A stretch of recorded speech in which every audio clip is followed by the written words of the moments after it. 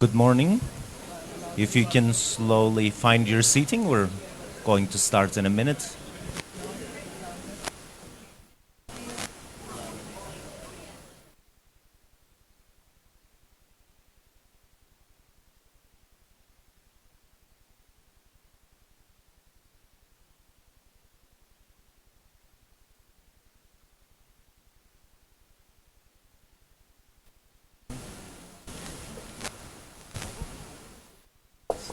Do you hear the static?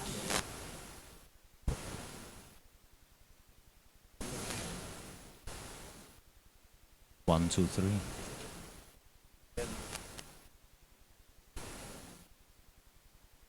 Good morning. Hope everybody was able to find their seating.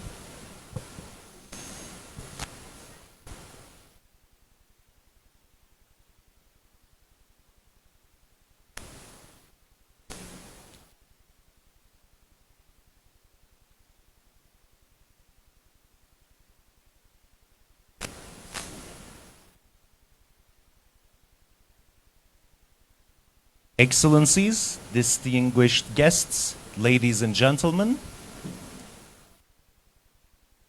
a good morning from all of us, from UNOPS, from the European Union, on behalf of the government of Kazakhstan.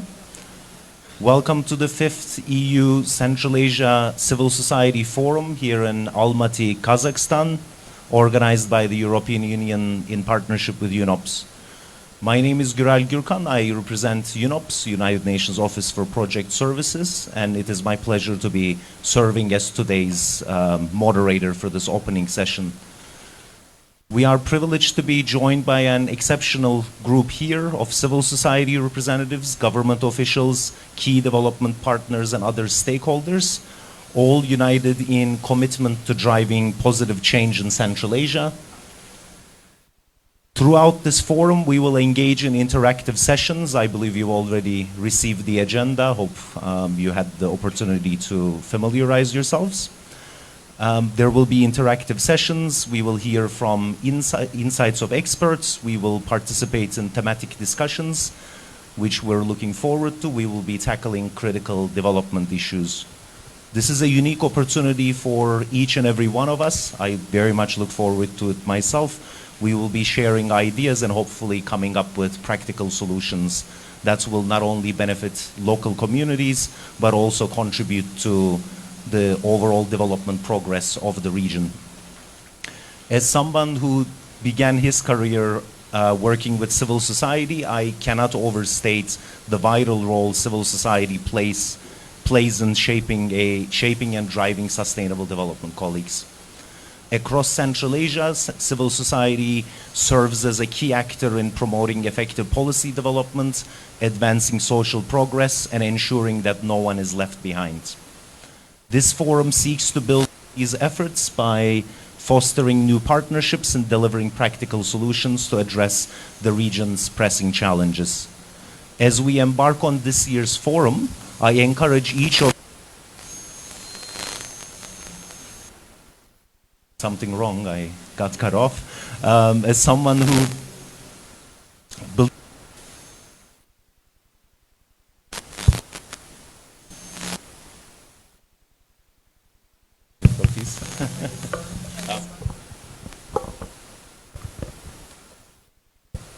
yeah, thank you. Seems to be better. So, as we embark on this forum, hopefully without more technical difficulties, I encourage each of you to actively participate in discussions openly and respectfully, share your valuable experiences, and explore ideas for collaboration. This forum provides a unique platform to all of us to exchange knowledge, learn from one another, and forge strong partnerships that will empower us to address the pressing challenges that we're facing in the region, but also beyond globally. Before I introduce the distinguished speakers, I would like to take a moment to acknowledge the tremendous effort and support that has gone into organizing this event. We deeply appreciate the colleagues from the European Union, represented here by the ambassador, who have worked tirelessly alongside the UNOPS project team to bring us together for this important session. I would like to also extend our sincere appreciation to our partners from the Danish Institute for Human Rights, who have been doing a great job contributing to the thematic sessions of this forum. I also would like to thank our resident coordinator, as well as the rest of the UN country team, various agencies who have joined us today for their engagement and contributions. So now, without further ado, I would like to invite our distinguished speakers to deliver their opening remarks. Today, we are honored to have with us Her Excellency Ms. Aleska Simkic, I hope I'm saying that correctly, Ambassador of the European Union to the Republic of Kazakhstan, His Excellency Mr. Roman Vasilenko, the Deputy Minister of Foreign Affairs of the Republic of Kazakhstan, as well as Mr. Stefan O'Malley, United Nations Resident Coordinator ad interim for Kazakhstan. Ambassador.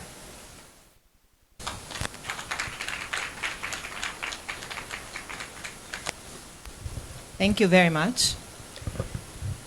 Dear Deputy Minister Vasilenko, dear Deputy Minister Kumanova, ambassadors, excellencies, Mr. O'Malley, distinguished ladies and gentlemen, representatives of the civil society organizations, it is really my distinct honor and pleasure to welcome you to sunny Almaty. It's sunny, cold, not as cold as Astana, but it's beautiful. The microphones work halfway. It is really my distinct honor to welcome you here to the 5th EU Central Asia Civil Society Forum. Today we gather to celebrate and advance the partnership between the European Union and Central Asia, a relationship that was founded on mutual on shared values and a common vision for a sustainable and inclusive future. Civil society lies at the heart of democratic governance and sustainable development. As highlighted in the European Union's new strategy on Central Asia that has been developed in 2019, and the joint roadmap for deepening ties between the European Union and Central Asia, the European Union and its Central Asian partners recognize the indispensable role of civil society in fostering accountability, inclusiveness, and resilience. We are committed to supporting civil society organizations as drivers of positive change and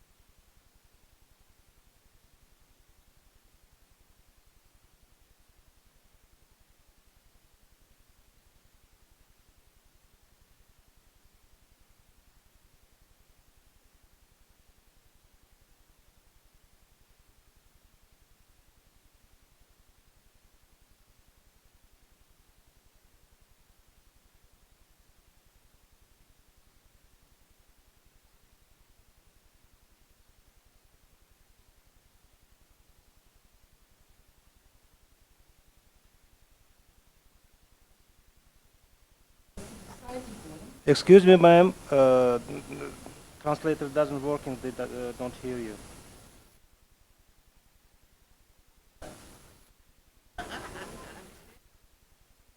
Говорите на русском. Yes, please speak Russian, maybe. some people who don't speak.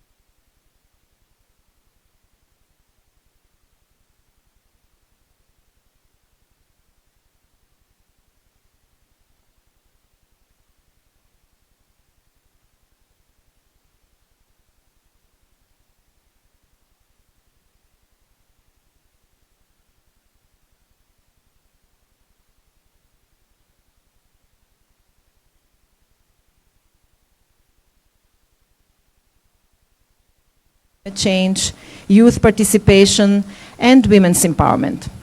These are not just challenges, but the opportunities to shape future that is inclusive, innovative, and resilient. Digital transformation, as well as energy, water, and climate change are part of our regional Global Gateway flagships for Central Asia. One of the topics of this forum will be to discuss how civil society can be involved in these priority actions. Digital transformation is redefining how we connect, how we communicate, and how we collaborate. It holds immense potential in bridging gaps, in creating opportunities, and in driving progress across all sections. Similarly, addressing climate change is an urgent imperative. Our collective actions today will determine the environmental legacy we have for generations to come.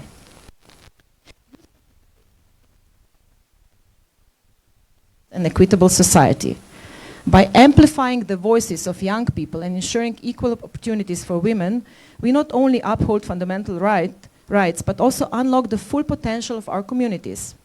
These themes resonate deeply with the EU's values and priorities as articulated in the EU Central Asia Strategy and EU Central Asia Global Gateway Initiative. This forum builds on the successes of previous sessions, strengthening civil society engagement and fostering meaningful dialogue. It is through such platforms that we harness the collective wisdom, expertise, and passion of civil society organizations.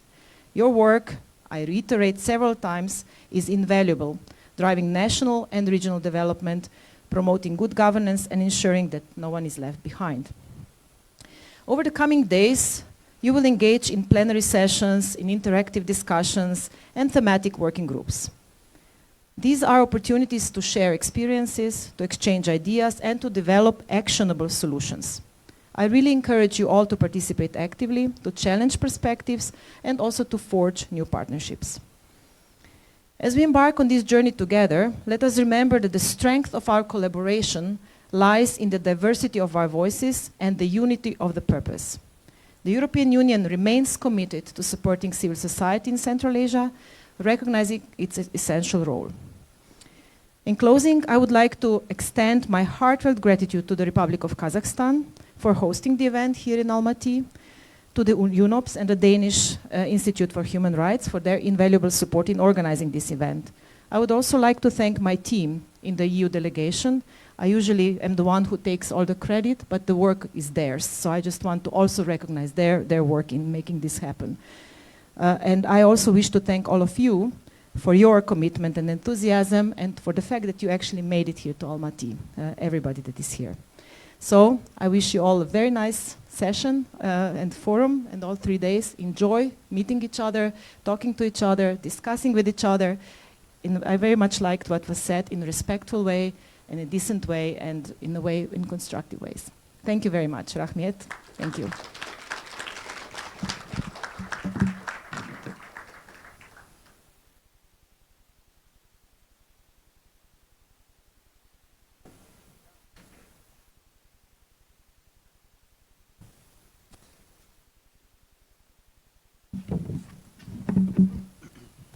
Қайырлы таң, құрметті қонақтар, жоғары мәртебелі ханымдар мен мырзалар. Қазақстан үкіметі азаматтық қоғам институтының дамуына ерекше мән береді. Билік пен қоғам арасындағы тұрақты диалог және азаматтардың саяси белсенділік танытуы президентіміз Қасым-Жомарт Тоқаевтың халық күніне құлақ асатын мемлекет концепциясының негізі болып табылады. Баршаңызбен бүгінгі маңызды іс-шарада көріскеніме қуаныштымын. Good morning, dear ladies and gentlemen, dear Ambassador Simkic, dear Aleshka, dear Vice Minister Kurmanova, dear Mr. O'Malley and the entire UN team, Excellencies. I see some ambassadors traveling here from Astana. I see consuls general who are based here in Almaty. It's a great pleasure to see all of you. And of course, ladies and gentlemen who traveled from countries of Central Asia, from our brotherly countries of Central Asia, and from the European Union countries, a very warm welcome to Almaty. It is both a privilege and a pleasure to be here today and speak about Kazakhstan's democratic journey and development of a robust civil society.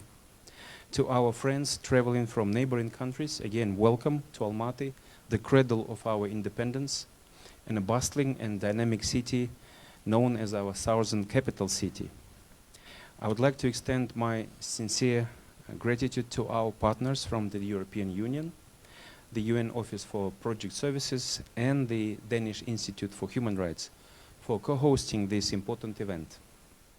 Ladies and gentlemen, civil society embodies the collective voice of the people. It is a force that enriches the nation's social and cultural landscape. It champions the rights of vulnerable population, fosters social justice, and empowers citizens to become agents of change. Reflecting on the first EU's Central Asia Civil Society Forum back in 2021 in Almaty, I believe it was the first. We had some discussion about when was the first, but I think that was the first more than 3 years ago. Today we can proudly acknowledge the tangible progress. Kazakhstan has made significant strides in enhancing human rights protection and initiated a series of political reforms aimed at modernizing its political landscape and strengthening democracy. To date, we have adopted 3 comprehensive action plans. 2 of them have been successfully implemented, while the 3rd is currently in progress, designed to foster an inclusive society and align national policies with international standards.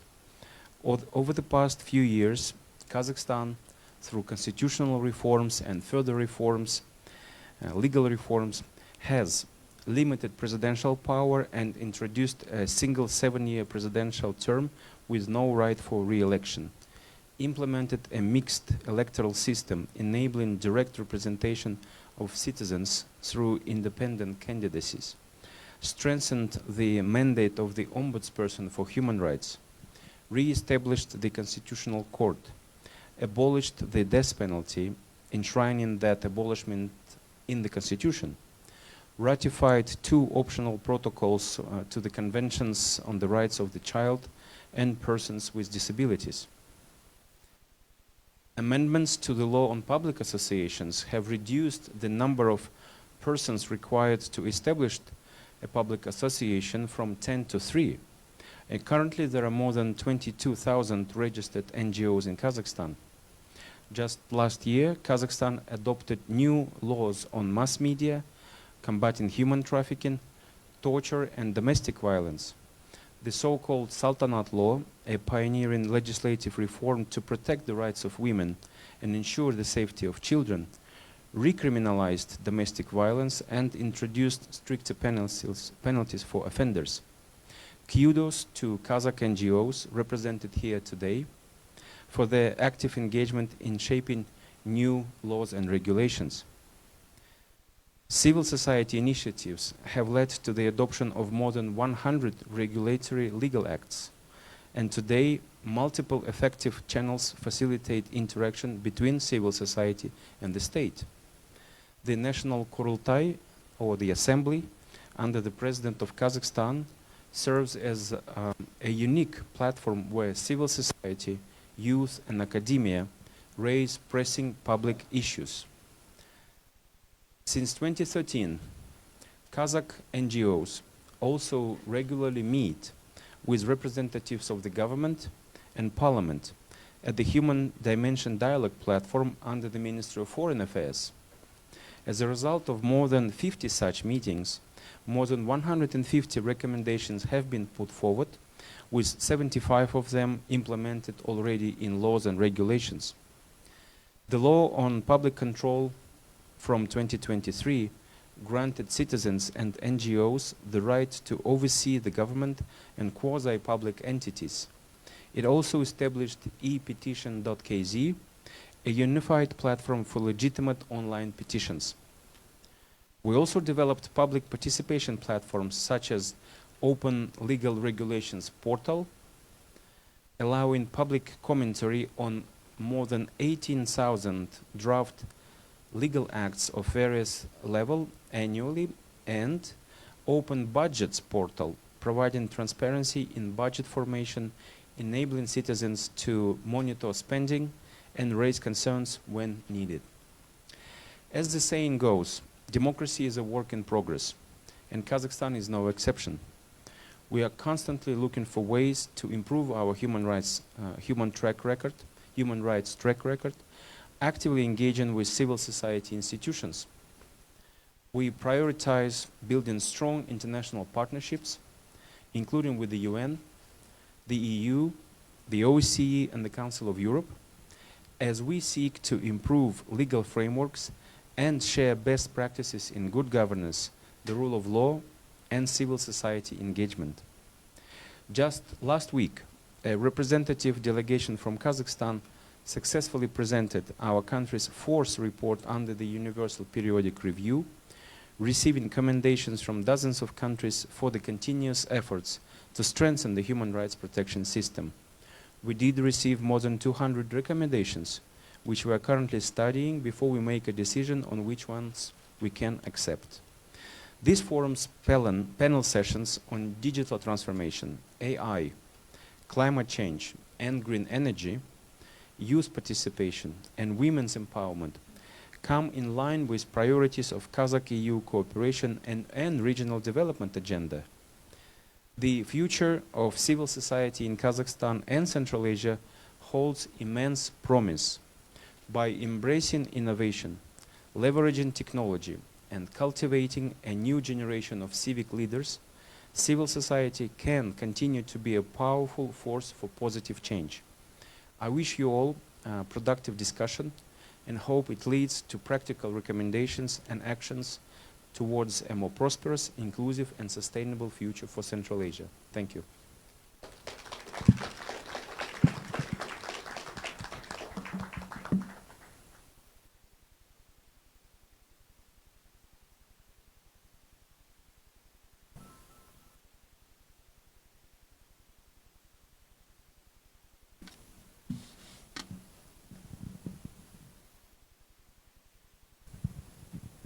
Well, good morning. Deputy Foreign Minister Vasilenko, Deputy Minister Kurmanova, Your Excellency Ambassador Simkic, other high representatives, UN colleagues, NGO representatives, ladies and gentlemen. It's a great privilege to be with you today at this pivotal conference on civil society organizations in Central Asia. As we gather here today, we're reminded of the critical role that civil society plays in balancing resilience, in building resilient societies, advancing human rights, and fostering sustainable development. At the United Nations, we're guided by the core values of human dignity, equality, and the protection of our shared planet. These values are not only central to our work, but they resonate deeply with the values upheld by the European Union, particularly those of democracy, human rights, and the rule of law. This common understanding and commitment to shared principles creates a strong foundation for collaboration, and it's through this partnership, exemplified by this project, that we can make real progress towards achieving the Sustainable Development Goals in Central Asia and beyond. The Sustainable Development Goals, which are at the heart of the UN's agenda, represent a global call to action to eradicate poverty, protect the planet, and ensure prosperity for all. In today's world, these ambitious goals can only be realized through the concerted efforts of governments, the private sector, and civil society organizations. And civil society organizations play an indispensable role in this journey as connectors, as advocates, and as change makers within communities, ensuring that no one is left behind.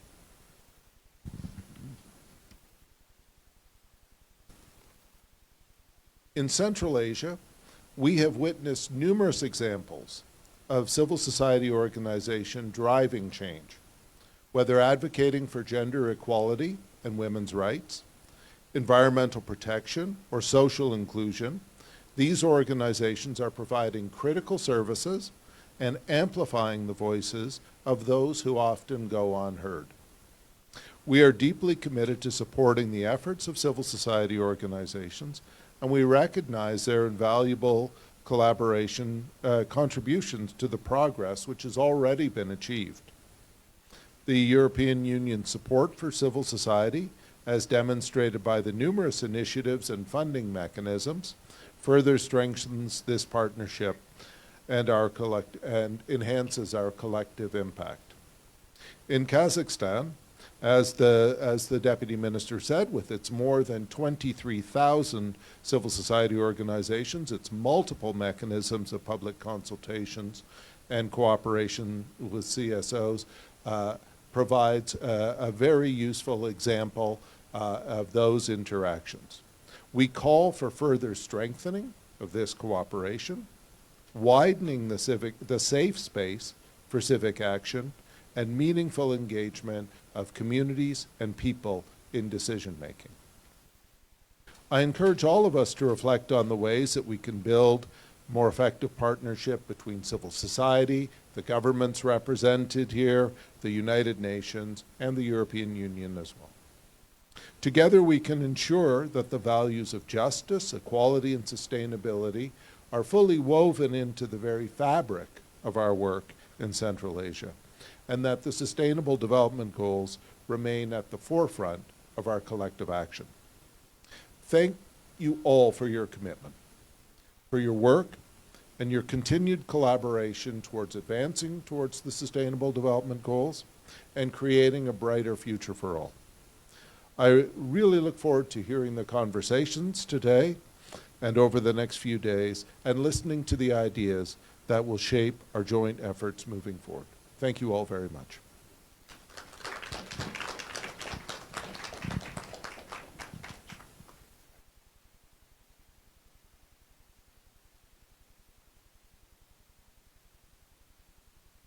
Okay, this time hopefully with a working microphone and you can hear me well. Thank you to our esteemed speakers very much for your inspiring and thoughtful remarks. Your words have set a clear tone for the discussions ahead, which we're very much looking forward to engaging in the next 3 days. We deeply appreciate your leadership and dedication to strengthening collaboration across this region. As I invite you to join the participants with much appreciation, I now invite all of us to dive into a discussion on the EU roadmap for Central Asia and Global Gateway, which will provide insights into how the European Union and its partners will continue to support civil society and advance regional development. This session will be moderated by Mr. Johannes Bauer, Head of Cooperation at the Delegation of the European Union to the Republic of Kazakhstan. We are excited overall to begin this important dialogue and look forward to seeing how these conversations evolve over the next days, translating ideas into impactful actions. Johannes, the floor is yours. Thank you very much. Доброе утро, Калитан. Всем участникам я очень рад быть с вами. And indeed today we would like to discuss with you and we want to give you an overview on the political cooperation priorities between the EU and Central Asia, which has been discussed now in the past years between the governments in particular of Central Asia and the EU, and which will determine our work in the next years. And of course, we will speak also about the EU Global Gateway in Central Asia, the priorities and the role of civil societies in this. But before we start with the panel discussion, I'm honored to introduce our distinguished panelists, each of whom brings a lot of knowledge, experience, and also specific perspective to this topic.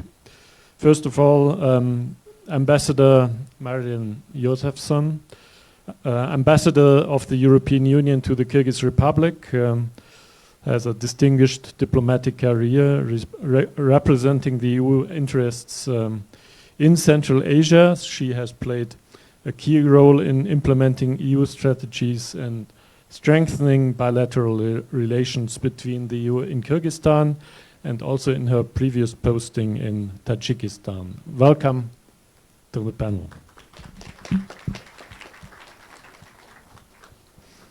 I would like to welcome also Ms. Aizada Kurmanova, Vice Minister of Culture and Information of the Republic of Kazakhstan, a prominent advocate for cultural development and information dissemination.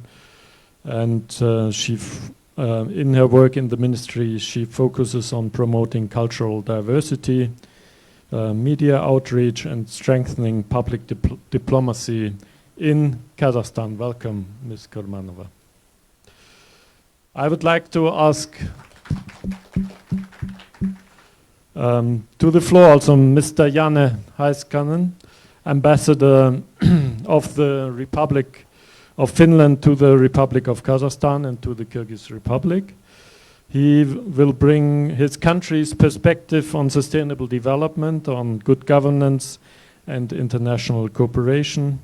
And of course his diplomatic work reflects Finland's commitment to fostering strong partnerships in this region. Welcome.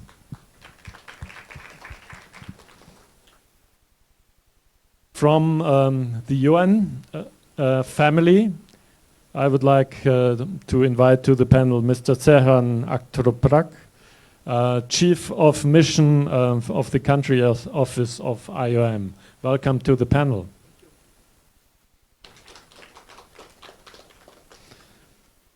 And finally, Mr. Rinat Temirbekov, Executive Director of the Eurasia Foundation of Central Asia, who is a highly respected leader in civil society development in Kazakhstan, but also beyond. The foundation is having many links with the regions, also in Kazakhstan and other Central Asian countries, and his initiatives are aimed also particularly at fostering community engagement, regional cooperation, sustainable development in the region. We are looking forward to your contribution. So, thank you very much.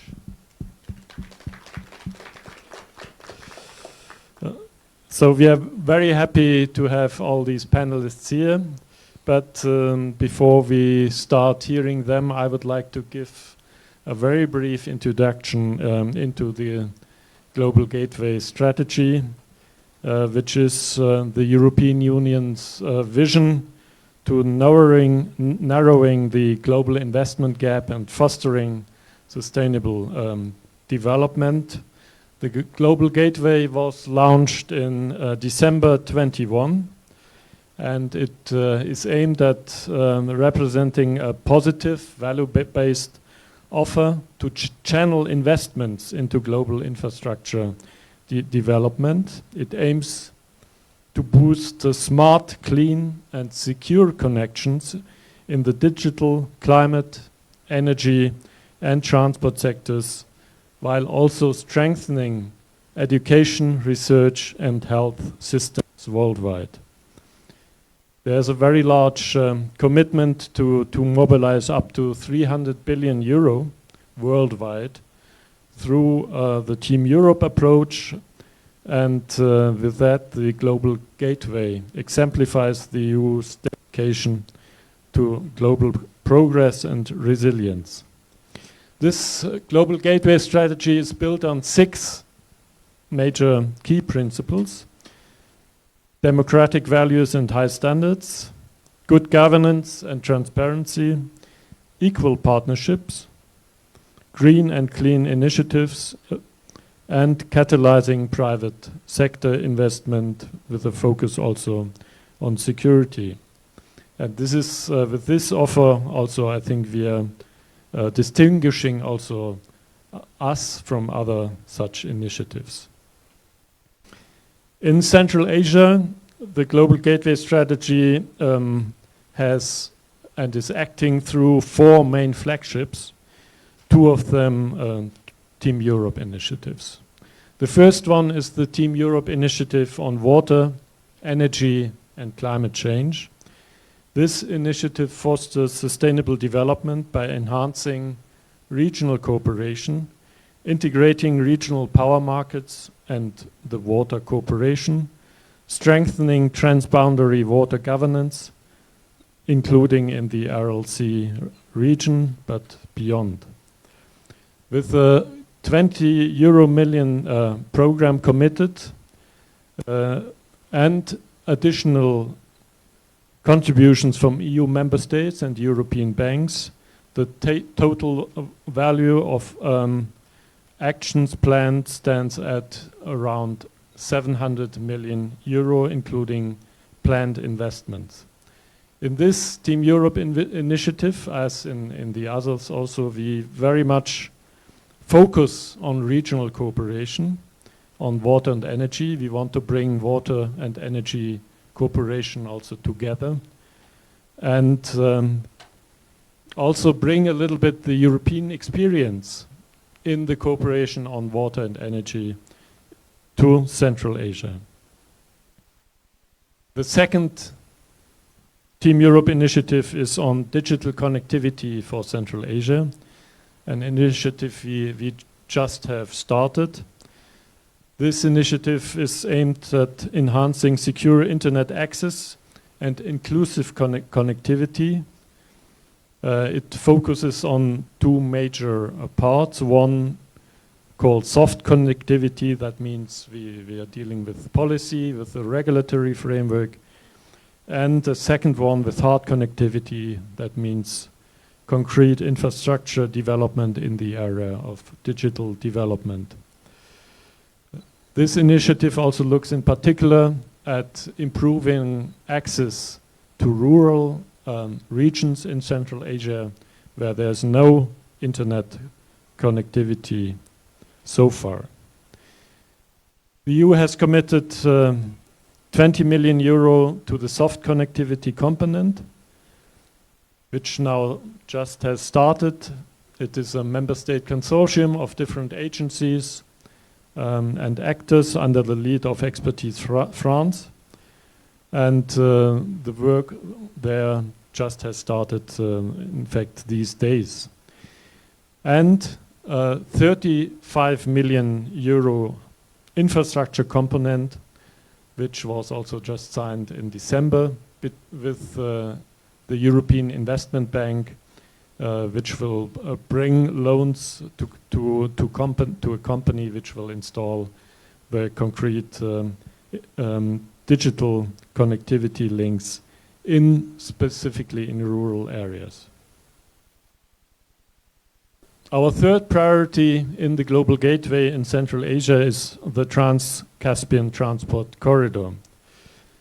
To boost the economic and people-to-people ties between Central Asia and the EU, we need reliable and sustainable transport links between our region.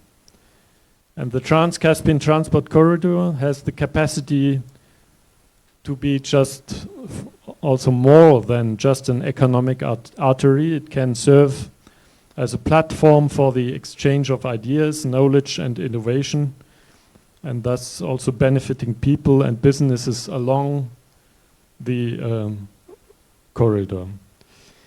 We have launched last year in Astana a cooperation platform for the corridor to coordinate our activities with the Central Asian countries, with international actors, with international financial institutions, European banks, and many other partners beyond.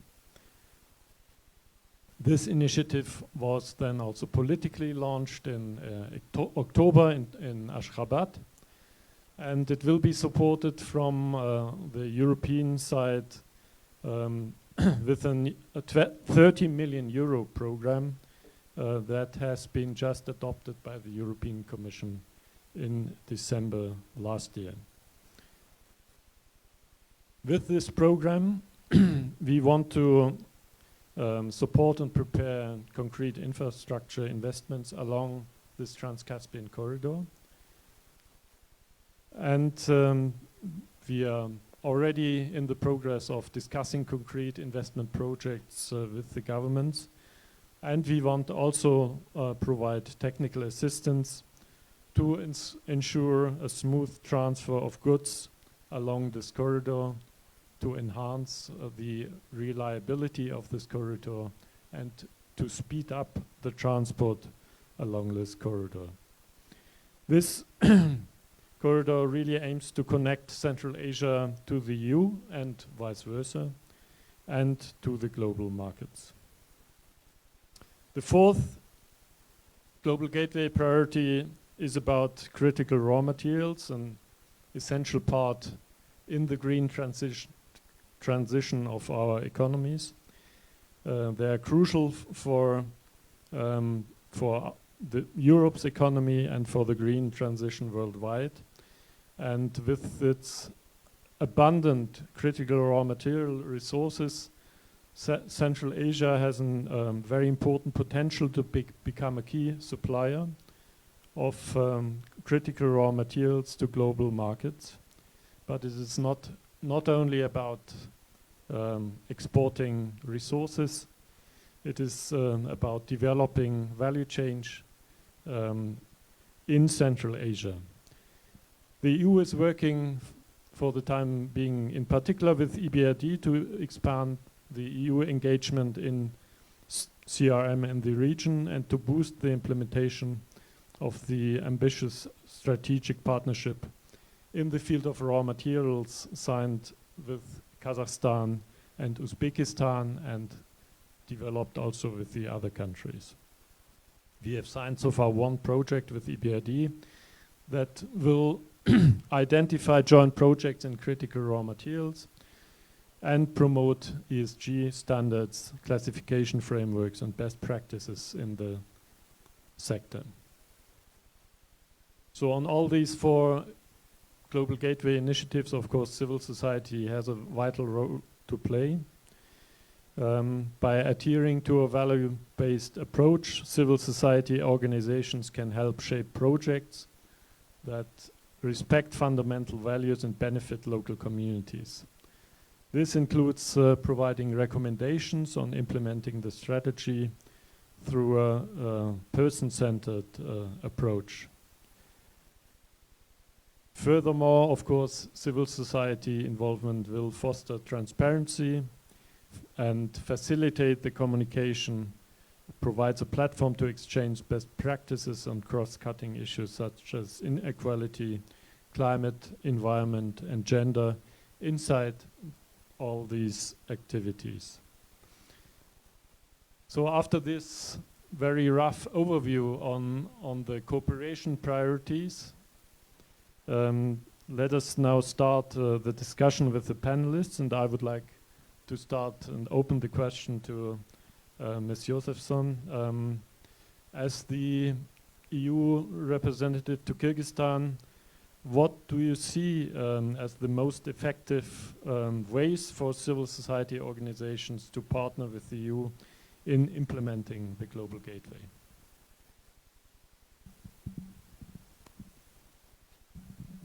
Thank you so much, Johannes. First of all, let me start by thanking the delegation in Kazakhstan for organizing this very important forum, and also to all the distinguished panelists. And a special thank you to Johannes for outlining what the Global Gateway is, because this is not an easy way to summarize. But what I think is very striking is that particularly in Central Asia, the Global Gateway presents enormous opportunities for modernizing and upgrading critical infrastructure in all societies. I have experience from Kyrgyzstan, but also from Tajikistan. And there's no doubt that the processes that the Global Gateway looks at are flagships. And these are flagships that are supposed to be transformative for the societies, whether it's about digital infrastructure, or it's about education and health system, or about transport and energy transition. So clearly the kind of projects that Global Gateway looks at not only creates an upgrade and a modernization of critical civil society structures, but also creating connectivity, because I think one of the key words of Global Gateway is connectivity, whether it's within the regions, within the country, or in the Central Asia region, or connecting to Europe and other critical regions. When it comes to the role of civil society, because all of these processes or these investment opportunities that we are looking at requires, or they will, the whole aim is that they will bring about transformative change.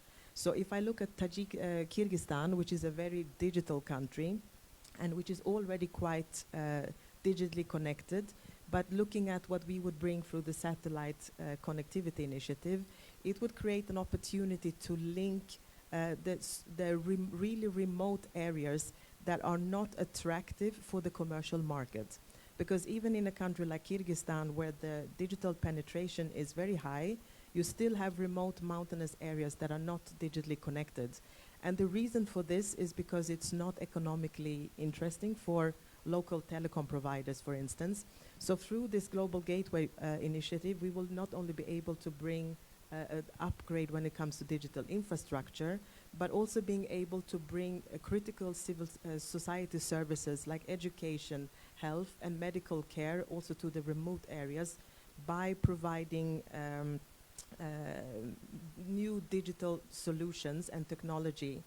So I think the opportunity that Global Gateway presents is very critical, because we can see the same example in the energy sector or in the transport sector. It really connects communities. What is very critical, and coming back to the key question, is what is the role of civil society?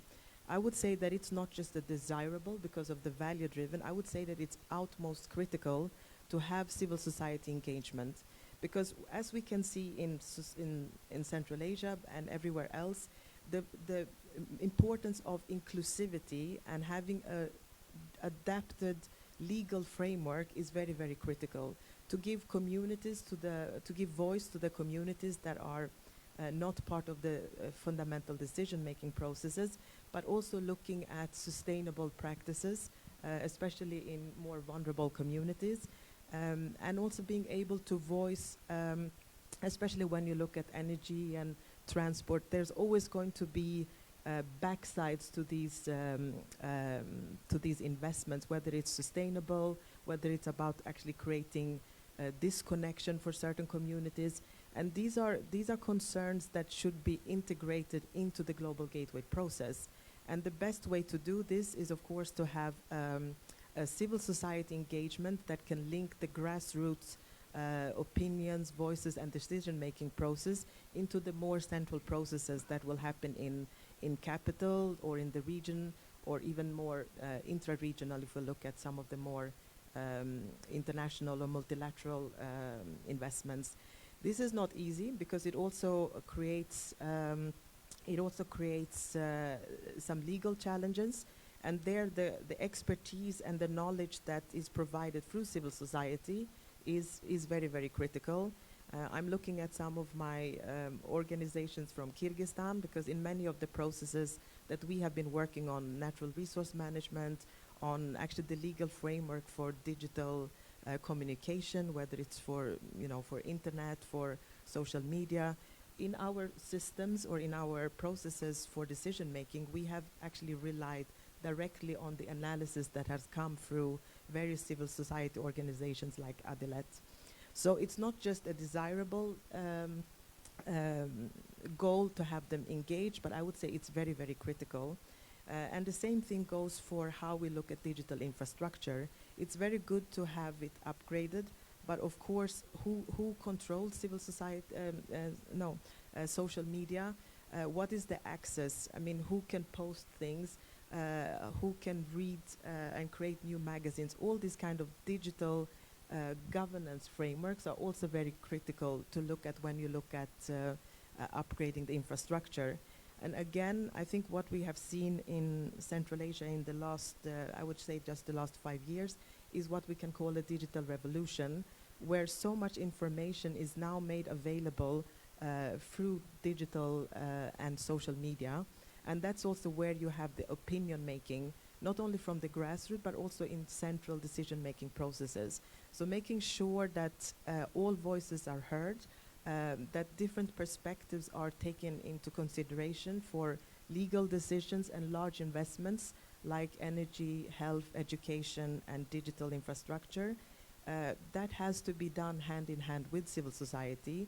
And I think that we as the European Union should also be better at listening to, there is so much expertise and so much knowledge and analysis, and I think that we should have a prioritized venue for bringing in those voices directly into our decision-making processes, because we do that with governments through governments or through partnering with our IFI colleagues like EBRD, World Bank or ADB.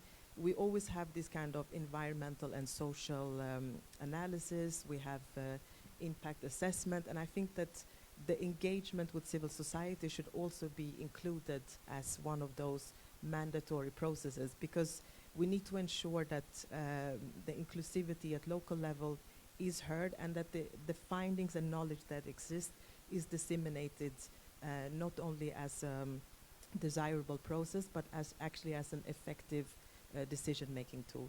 I could go on and on, but I think that just to give some examples of what I think is an effective way to engage with civil society. Thank you.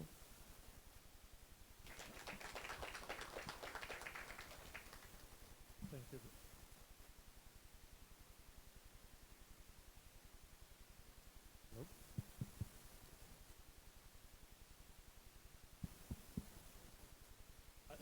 I will take this one. So, thank you very much. So, Ms. Kurmanova, how do you see the role of civil society in the political, in the social, economic development of Kazakhstan, and how does the Kazakh government support these activities? If you could tell us a bit more about this. Thank you.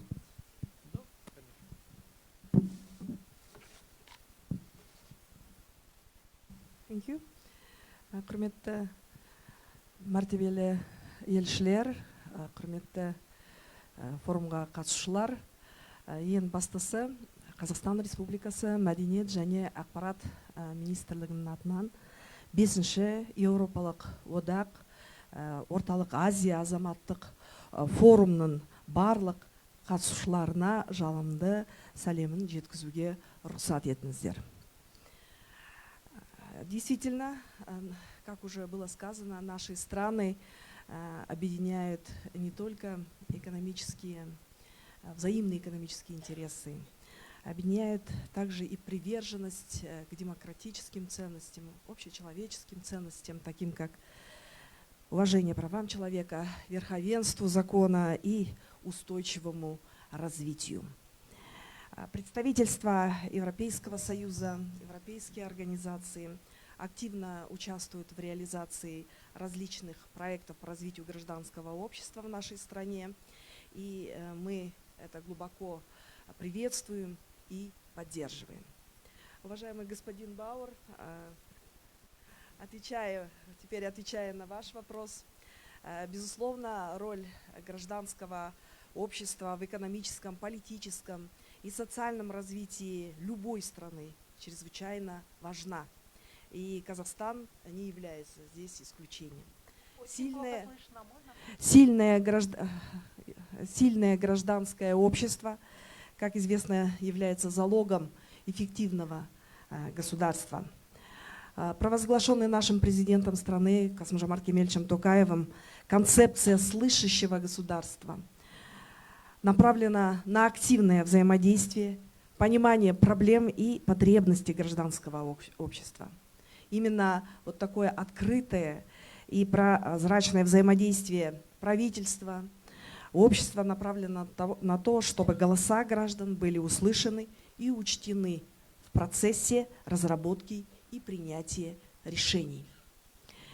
Стоит отметить, что за годы независимости общественный сектор в нашей стране сформировался как полноценного партнера государства.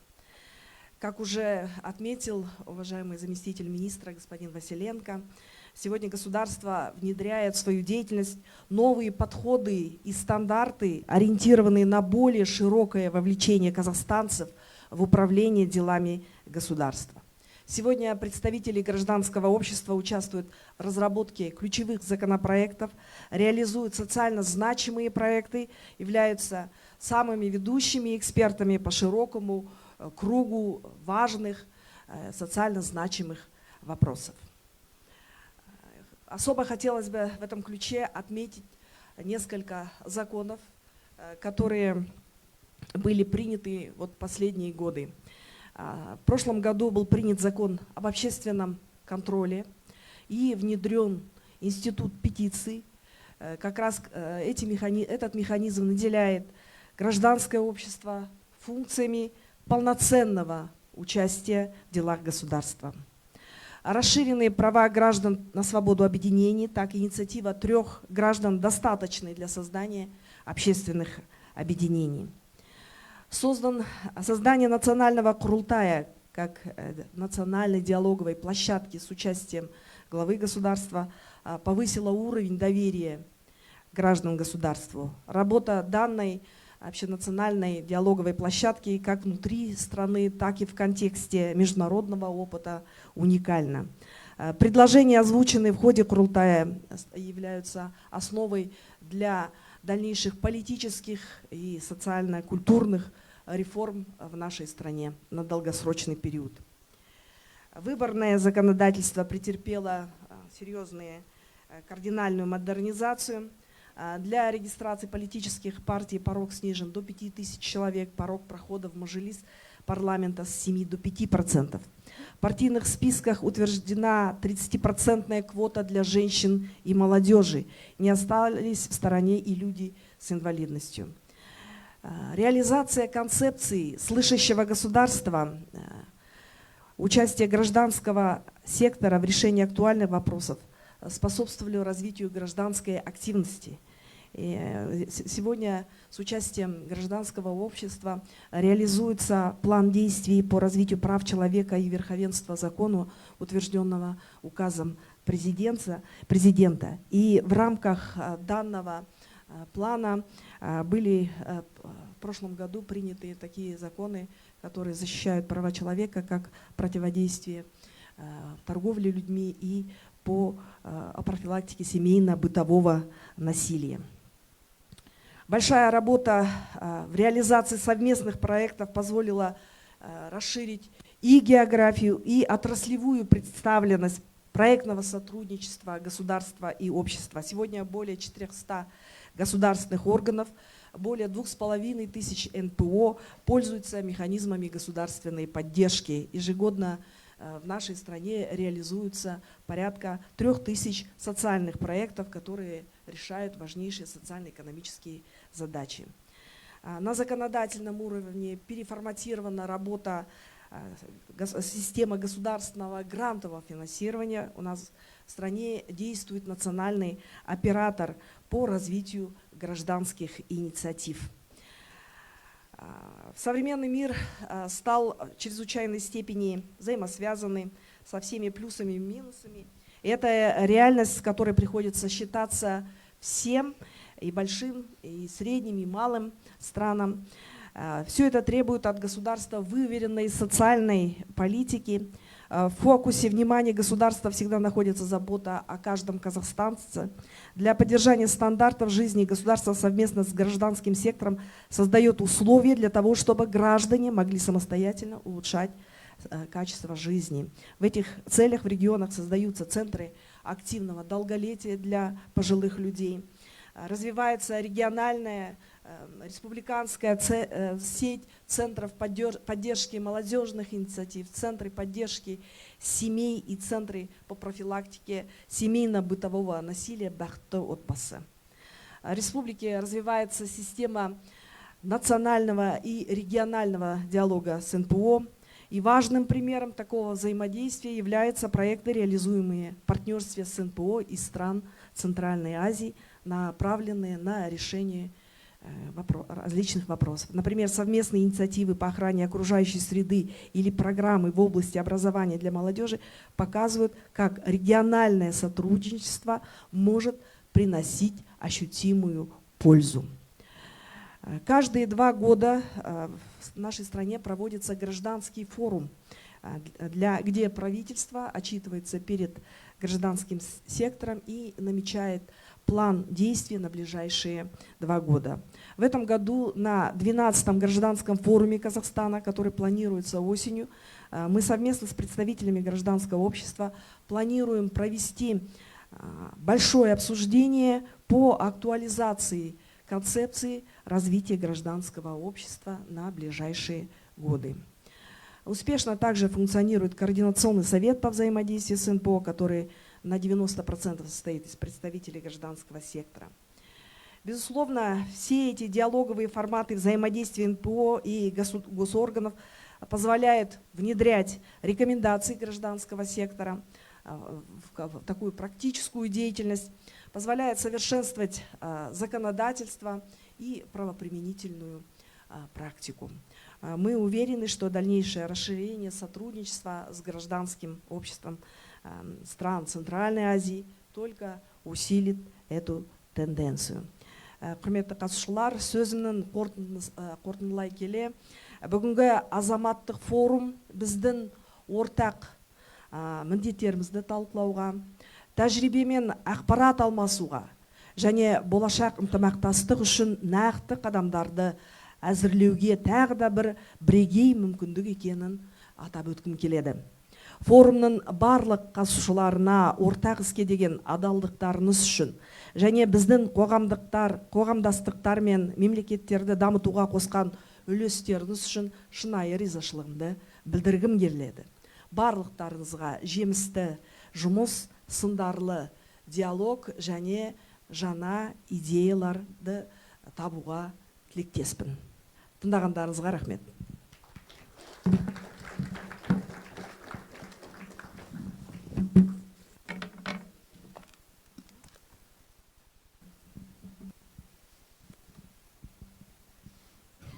Rahmet. Next, Mr. Demirbekov, as representative of CSOs, also in this panel. What do you think, how can CSOs in Central Asia ensure also that the Global Gateway projects address local community needs and respect inclusivity, labor rates, and environmental sustainability? So thank you very much for inviting for this great event and the opportunity to share some of our thoughts. We are living in a very interesting historical period of time, so there are a lot of changes and a lot of challenges arise, and we need to react on this. In order to be more effective in my speech, I will continue in Russian. So, я хотел бы сказать, что мне действительно очень почетно сейчас представлять сектор гражданских организаций, потому что здесь собрана достаточно профессиональная, то есть очень качественные организации, имеющие огромный большой опыт. И вот, отвечая на ваш вопрос относительно того, что же может сделать гражданский сектор, я бы, наверное, даже бы сказал, что мы уже делаем, то есть в этом направлении. И, конечно же, в первую очередь, одна из основных таких вот задач и ролей – это вовлечение местных сообществ, то есть работа с местным населением, сбор информации, понимание их потребностей, вовлечение простых граждан, сельских жителей и так далее на различных уровнях в реализации проектов. Почему это важно? Потому что Global Gate – это проект все-таки основан на приоритетах экономических. То есть это развитие устойчивой инфраструктуры. То есть это создание благоприятных условий для инвестиций, которые важны и для Казахстана тоже, безусловно. Но это создает и дополнительные возможности для гражданского общества. То есть потому что мы, как НПО, мы работаем во многих, так скажем, ролях. Мы и actors, мы разрабатываем проекты, мы и информеры, мы информируем, мы собираем информацию, мы сигнализируем, мы и эксперты, мы обучаем, мы как бы и консультируем. Но сейчас, предположим, когда вот эта вот инициатива только-только начинает развиваться в Казахстане и в Центральной Азии, как никогда очень важно правильно доносить информацию о возможностях до самого нижнего уровня. И кто лучше, как общественные организации из села, из небольших городов и так далее, те, которые на земле могут это сделать. Поэтому это наша основная задача. И я думаю, что во многих случаях мы очень успешно справляемся. Но есть, конечно, пределы совершенства нету, так скажем, пределов. Адвокация и влияние на политику. И это тоже теперь очень важно. Это было всегда важно. Но дело в том, что бизнес, он не может развиваться в вакууме. Бизнес, он развивается тоже в условиях определенного законодательства, взаимодействия и так далее. Вот. И поэтому я считаю, что, наверное, очень важным фокусом на этом форуме, и вот третий день он это показывает, является сосредоточение на развитии партнерских взаимоотношений общества, бизнес и государства. Вот в этом триединстве. И поэтому эти вот не рекомендации, а вот мое выступление, оно основано исходя из этого. И адвокация здесь, конечно, очень, ну, так скажем, критична, потому что мы еще не совсем соответствуем всем вот этим вот регуляциям и высоким международным стандартам, особенно которым чувствителен бизнес. И как бы и вопросы принятия инвестиций, вот сейчас вот ESG и так далее, мы понимаем, что если ты не соответствуешь, то ты не можешь получить финансирование, не можешь привлечь инвестицию. Поэтому очень важно в этом плане также еще и обеспечивать исполнение и содержание местного содержания. То есть, чтобы возможности у наших граждан, у наших поставщиков, у наших представителей малого и среднего бизнеса, вот в этой supply chain, в этих цепочках поставок и так далее, чтобы они тоже могли быть интегрированы. Но для этого они тоже должны соответствовать определенным стандартам. И поэтому как бы здесь роль общественных организаций профессиональная, она тоже велика, потому что мы можем как раз таки показывать хорошие примеры и обучать и так далее. И в связи с этим как раз вот то, что связано с развитием образовательных, ну, таких каких-то вот вещей. Мы действительно учимся сами. Мы учимся у бизнеса, как вставить во главу угла результат, а не процесс. Мы учимся у международных организаций, как соблюдать и как развиваться, так вот инновационно, так скажем. Вот. Мы учимся у нашего государства, как так вот двигаться в нужном направлении, так скажем, учитывая глобальные какие-то моменты. Но в то же самое время мы сами очень большой источник знаний, информации. И я думаю, что даже очень важно здесь будет, если потенциал экспертизы у общественных организаций будет развиваться дальше, может быть, даже и на коммерческой основе. Потому что такое время. На сегодняшний день стоит одна из важных задач – как быть устойчивым для общественных организаций, как не зависеть только от одного источника. Но об этом я чуть немножечко еще скажу попозже. Значит, очень важно это партнерство и сотрудничество. Конечно же, у НПО, у гражданских организаций очень большой потенциал и уже опыт наработан. Да, у каждого из нас есть там, ну, десятки партнеров, как в регионе Центральной Азии, так и вообще глобально. Но, наверное, на этом не надо останавливаться, надо идти еще дальше, то есть и развивать. И знаете, такой момент, значит, что то, что я говорил по поводу бизнеса, то есть еще где-то в 2022 году, по-моему, осведомленность о ESG у бизнеса и вообще в стране так была очень маленькая. Ну, если 20% из предпринимателей что-то слышали, это было бы хорошо. Вот. Но поскольку общественные организации являются хорошими партнерами в этом плане, вот, то и мы сами должны тоже ретранслировать именно эту букву social, как мы могли бы быть полезны.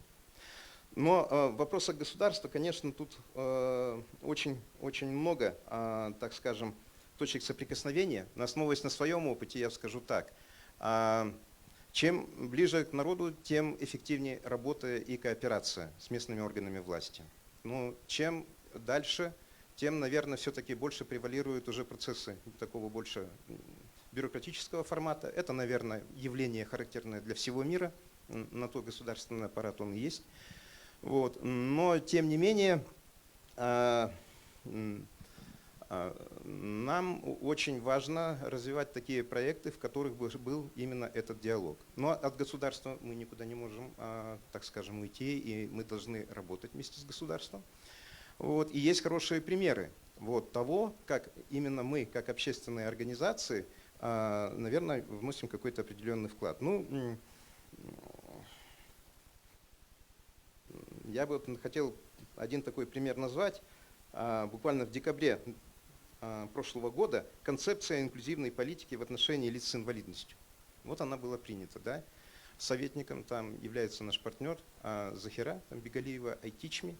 То есть и фактически ведь вот эта концепция, то, что она принята, она создает возможность на региональном и на местном уровне создавать рабочие карты и вовлекать десятки общественных организаций. Ну, именно которые бы мониторили, следили бы за исполнением инклюзивности, как люди с инвалидностью могли бы быть там, так скажем, обеспечены всеми теми благами, правами и так далее. Например, если мы возьмем еще один такой момент, вот Legal Policy Research Center, да, LPRC, вот наши коллеги, National Action Plan, то есть национальный план действий по бизнесу и правам человека, это очень важная инициатива, да? Но, к сожалению, здесь мы еще ее, ну, как Казахстан, мы ее еще не приняли. Наши узбекские коллеги, они, по-моему, уже вперед пошли. Вот. Но ведь эта работа, ведь она тоже была бы невозможна, если бы не было таких организаций, как LPRC, как другие коллеги. Вот. И в рамках этой инициативы там создается очень много возможностей, где мы могли бы именно эксперты от гражданского сектора выступать с экспертизой и обучать в том числе и государственных служащих, и представителей судебного, так скажем, аппарата и так далее. Вот. Ну, поскольку у нас вот 4 темы, то есть и экология, я перед тем, как вот выступить сегодня, я немножечко консультировался со своими коллегами вот, из разных секторов. И вот по экологии. Предположим, экология, ну, так же, как и правозащитная сфера, они наиболее сенситивны на сегодняшний день с точки зрения финансирования. То есть мы видим сейчас изменяющуюся там ситуацию с финансированием со стороны международных организаций. Мы видим, что бизнес проседает, и у них тоже как бы там не так все благополучно. Но кроме того, у этих направлений есть еще определенные конфликты интересов. Не могут они финансирование получать от бизнеса и так далее. То есть, и поэтому, но их роль, она велика. Ну, что мы сейчас имеем? Наши организации потихонечку, ну, стареем мы. То есть сейчас велика роль молодежи. То есть те, кто придут, те, кто вот будут дальше продолжать вот эту вот работу. Единственное, я хотел бы сказать, что в области природоохранной есть еще один такой момент, что у многих наших правозащитных организаций не хватает просто ресурсов для того, чтобы обеспечить себя хорошими, качественными адвокатами или юристами. И поэтому процент дел, которые переходят на судебное рассмотрение, он не такой уж большой. Вот. А мы живем в то время, когда у нас есть много хороших достижений, но есть и старые болячки, которые они так и остались, никуда не делись. Вот. И вопросы конфликтов интересов возникающих, и вопросы коррупции, да, предположим, вопросы непрофессионализма. И это я здесь говорю, что это относится ко всем 3 сторонам, возможно, это не только государство. Но тем не менее, они-то присутствуют, и в этих условиях нам необходимо быть еще более эффективными. И нам надо научиться, и вот в случае с вот этой политикой по компании информационной по атомным электростанциям и так далее, показывает, что нам еще надо научиться грамотно проводить информационные кампании. Надо быть менее эмоциональными, то есть быть более конкретными. И это очень важно, в том числе и в диалоге с бизнесом. Но можно, конечно, много как бы еще говорить. Вот. Я бы просто хотел сказать, что вот адвокация по рабочим местам, именно в области прав защиты работников сейчас очень важна. Мы каждый день просыпаемся, каждый день мы видим, что происходят какие-то забастовки, происходят какие-то выступления. То есть все-таки, значит, мы еще не дорабатываем вот, в сфере вот этого диалога, развития профсоюзов. Вот. И здесь велика роль, в том числе и государства тоже, как регулятора. Так что, так сказать, работы у нас много, вот, задач у нас еще больше. Поэтому я очень надеюсь, что вот в рамках вот этого мероприятия мы, наверное, какие-то ответы получим. И что очень хорошо, вот последний пункт, вот региональное взаимодействие. Вот мы фонд Евразия, Центральная Азия, у нас есть представительство и в Бишкеке, у нас есть представительство и в Душанбе. Но очень тяжело идет взаимодействие даже внутри нашей организации, потому что мы разные с точки зрения экономики, мы разные с точки зрения все-таки культуры. Вот. Даже вот если мы говорим по ESG, предположим, да, возможно, мы сейчас более продвинулись, да, там Казахстан, но Узбекистан очень неплохо идет, вот, и так далее. А другие наши партнеры, там пока это не так, это, возможно, приоритетно. Поэтому, если мы с вами в результате этой сессии найдем точки для кооперации и в рамках вот этих 4 будущих лет сможем предложить и для себя сформировать какое-то видение, вот как мы говорим, roadmap, это будет очень здорово. Это только повысит нашу эффективность.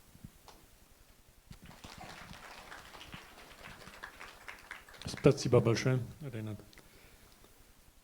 Mr. Ambassador Heiskanen, Finland is known for its commitment to good governance and sustainable development. How does Finland involve civil society, for example, into large infrastructure projects? And are there any recommendations you would like to give to Central Asia?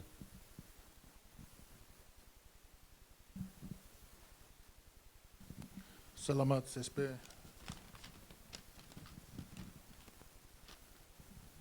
Excellencies, ladies and gentlemen, representatives of civil society organizations.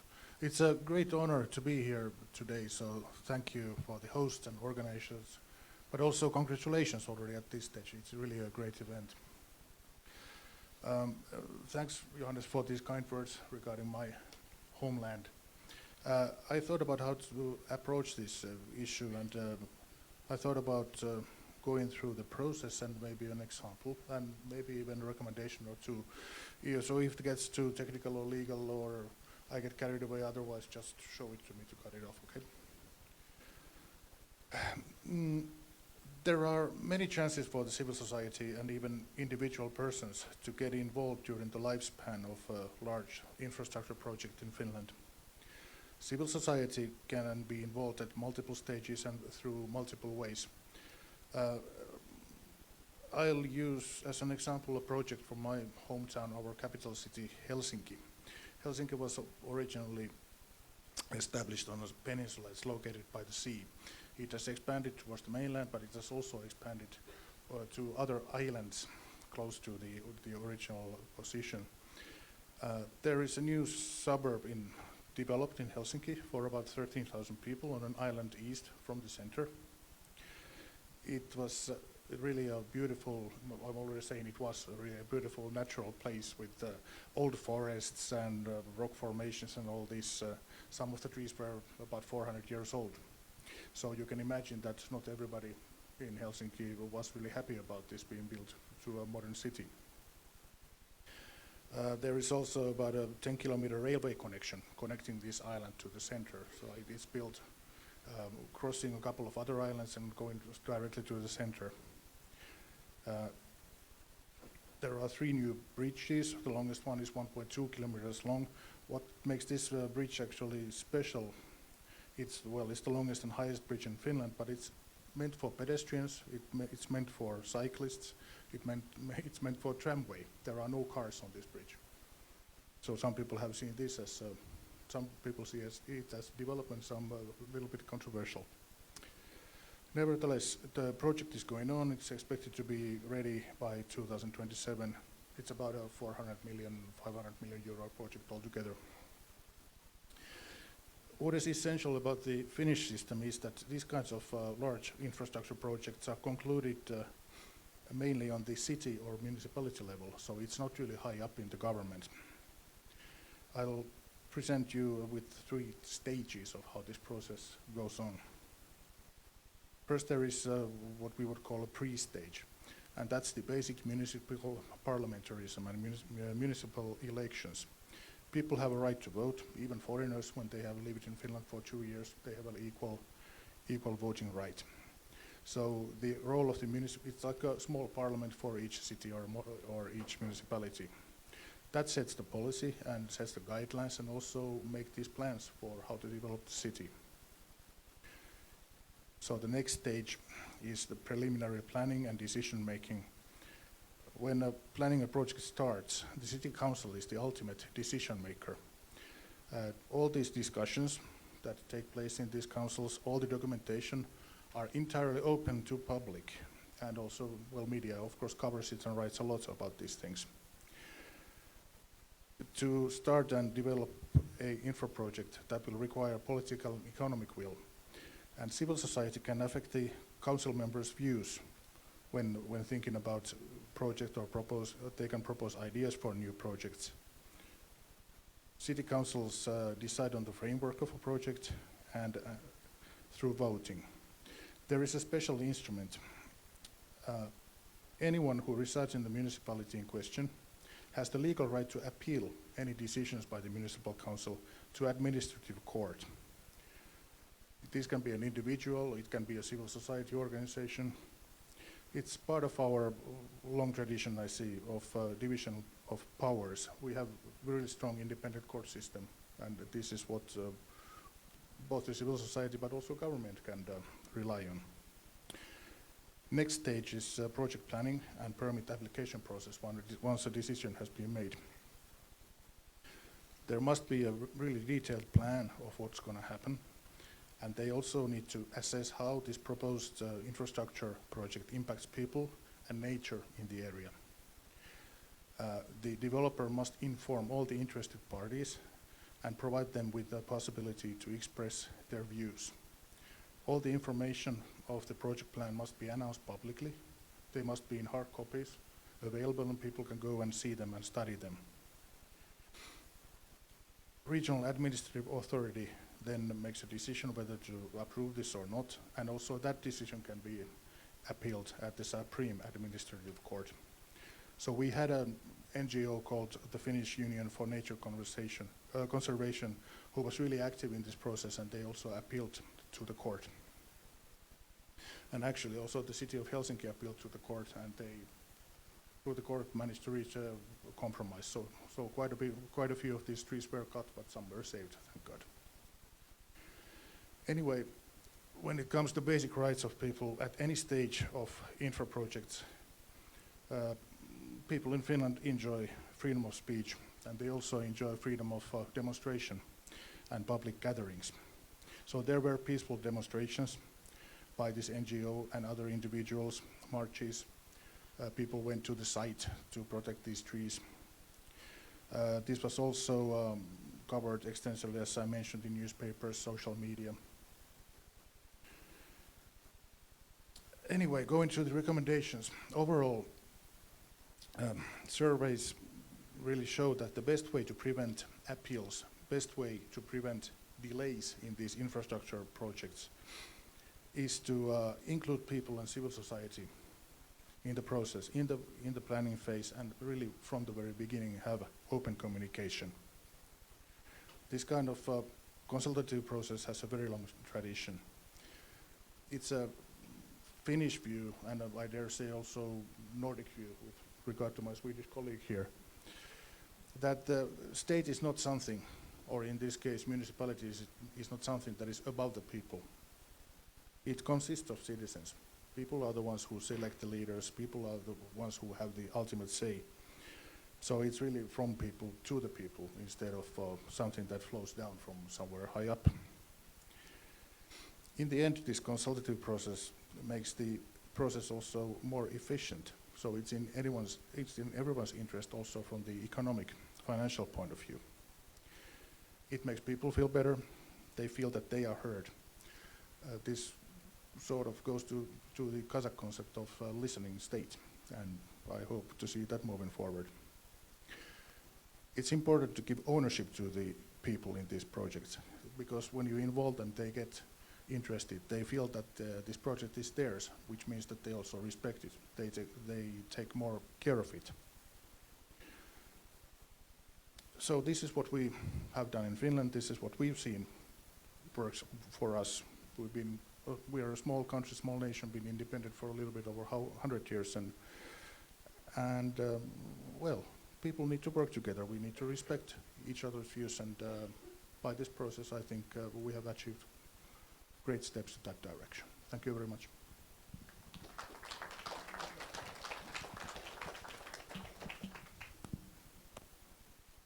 Thank you very much for this interesting example, and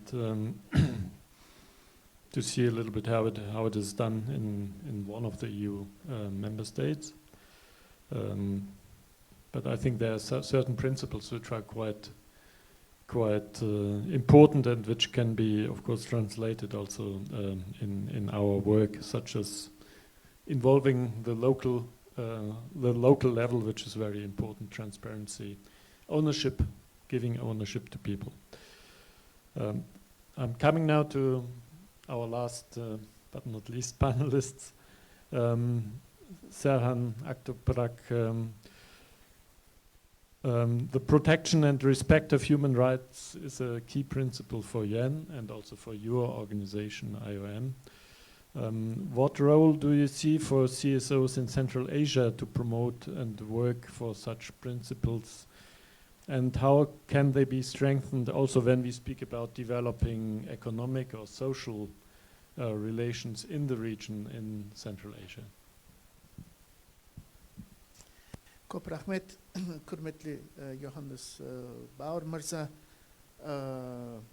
қайырлы таң, құрметті ханым Эльчи Аличка Симкич, құрметті вице-министр ханым Курманова, құрметті эльчилер ханым Йосефсон, құрметті эльчи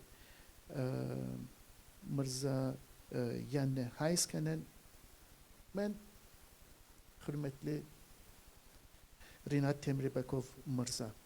Hanımlar men Mirzalar. It's a great honor to appear before you alongside the distinguished panelists today. Thank you very much to the European Union, UNOPS, for giving the opportunity to IOM on this special occasion. Well, of course, civil society is at the core of everything. Civil society drives the change for a better tomorrow. Well, it is an integral part of our environment in which we operate globally and also in Central Asia, together with all partners. Protection and respect of human rights are key priorities for the United Nations and IOM. The UN has numerous instruments and legal frameworks, including, above all, the Universal Declaration of Human Rights, and as well the Convention on the Protection of the Rights of Migrant Workers and their families, and all others that guide our work in ensuring fundamental rights of all individuals. Likewise, we focus on promoting and protecting the human rights of all migrants, regardless of their migratory status and background across all stages of the migration cycle, even before they embark on their journey, even if it would be circular and short-term in its nature. We integrate human rights principles, which is, in fact, one of the 10 guiding principles of the Global Compact for safe, orderly, and regular migration, into all of our works in order to accelerate progress towards the achievement of the 2030 Agenda and the Sustainable Development Goals. Our commitment to ensure the effective respect, protection, and fulfillment of human rights of all set forth in IOM's Global Strategic Plan 2024 and 2028. And most recently, in Europe and Central Asia region, we have adopted our new strategy covering the years 2025 and 2029.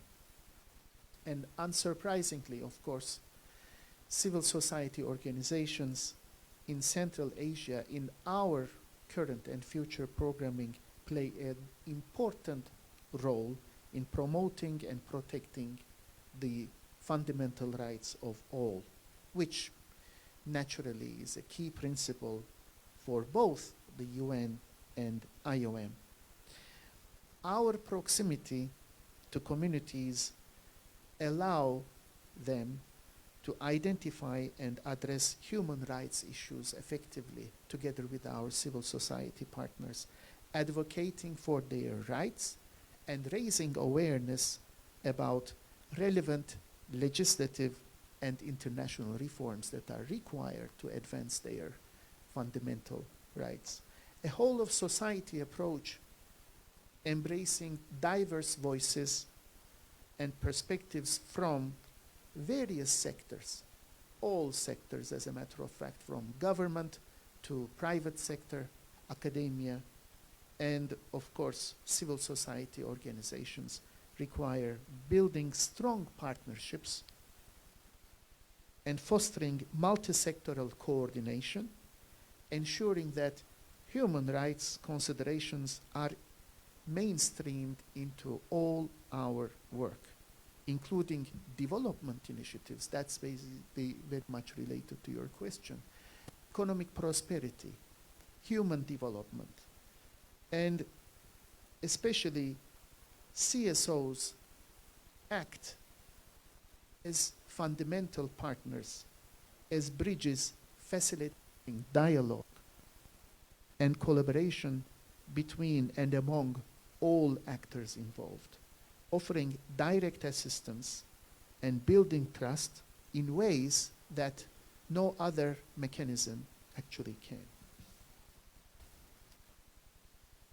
This direct engagement of the civil society actors is particularly critical in reaching marginalized communities and addressing their pressing needs and bring them into mainstream processes. Strengthening civil society organizations' capacity to advocate for human rights within the context of developing economic relations requires a multifaceted strategy and approach. This includes enhancing their organizational, institutional capacities through technical assistance and training programs, and helping them get fully versed in human rights law, advocacy, and as well financial management, and to be able to operate in an accountable and transparent manner. Moreover, it's crucial to create enabling environments for civil society organizations to operate freely, ensuring that they can voice themselves and their concerns and the communities that they are engaging with. Making sure that there are adequate legal frameworks to protect civil society organizations' rights is also critical, especially to association, assembly, and expression. Securing and enabling sustainable funding mechanisms coupled with access to relevant data and research are also essential for effective monitoring and reporting on human rights. The ability of civil society organizations to produce alternative reports based on their on-the-ground observations and experiences is essential for providing critical input into international human rights frameworks and holding all accountable. This independent monitoring mechanism strengthens the effectiveness of international mechanisms and how we all survive. Finally, Effective communication platforms are key to ensuring a whole of society approach.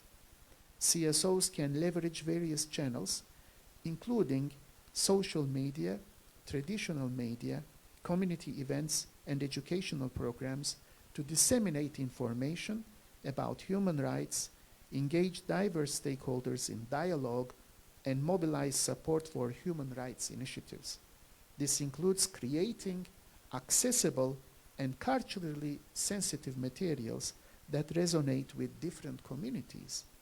By building strong communication networks, civil society organizations can broaden their reach and effectively advocate for human rights within Central Asia's context, which is constantly an evolving economic landscape. This participatory approach fosters overlooked accountability in most cases and ensures that human rights considerations are not neglected in the pursuit of economic development, further enhancing the trust placed in them by vulnerable people who often see civil society organizations as more approachable than any other mechanism. CSOs in Central Asia play a vital role in developing economic relations that complement the efforts of governments. For that reason, they provide crucial support through training, microfinancing, and networking opportunities, as we have also heard during the remarks of the distinguished panelists, including example of Kyrgyzstan, which is remarkable in fostering economic sustainability in a more agile manner. Their understanding of local contexts, their far-reaching capabilities allow them to tailor their interventions to the specific needs of these remote communities, ensuring that economic development initiatives are inclusive and reach those most in need. As I conclude my remarks, I would like to once again thank you all for the invitation. Nazarlarınızda rahmet. Thank you. I would propose a big applause for the statements of the panelists.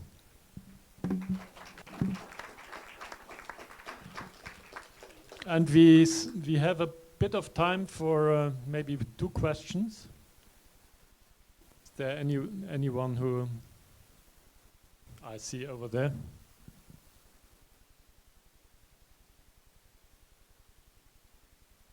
Thanks so much, Chair. Talan Sultanov, Internet Society Kyrgyz chapter. First of all, I wanted to say thank you to Marilyn and to EU Embassy in Kyrgyz Republic for supporting digital transformation in the country through different channels. One channel was budget support for digital reforms of the Kyrgyz government, and the other channel was actually direct support of civil society organizations in doing digital development in the regions. Especially there was a project called Sanarit Insan, which provided digital skills for rural communities, especially youth and women, to create businesses in digital field, provide digital skills. So that this was very successful, and I hope such support will continue. My question was on the digital connectivity project that you, Chair, mentioned, Johannes. I wanted to find out about the status of the soft part. What will be the modality of the implementation of this initiative, and what is the role of local civil societies in that initiative? Thank you. Thank you. So this soft component, which is a member state consortium, this project has just started. Now they're putting together the project teams. There will be representatives of the project also in each Central Asian countries. This project, by the way, has also a twinning component, so there we will also closely work together with the governments of Central Asia. But on Central Asia, so there are also different components in this project. There's one component which is preparing the satellite infrastructure investments. Yeah. and preparing the legal ground for that. There's another component that is dealing with regulatory issues on telecommunication, on digital issues. We are also thinking maybe about doing something on artificial intelligence and the influence on digital connectivity, also for us all. This project is now in an inception phase, and in this inception phase, there will be also consultation of civil society in the relevant countries, in the 5 countries, and in particular in Kazakhstan, Uzbekistan, and in Kyrgyzstan. Then we have to start from there. But we, of course, also this activity we will have later on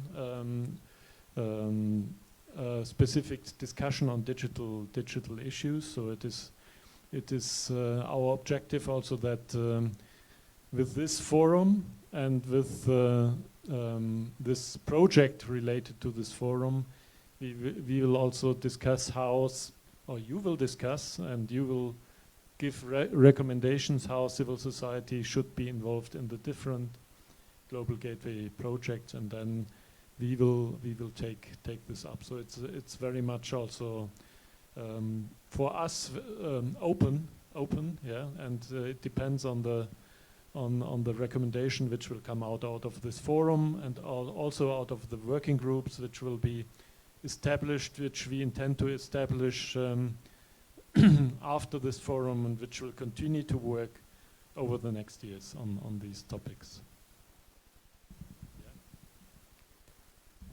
I can maybe elaborate a little bit on the Kyrgyz case.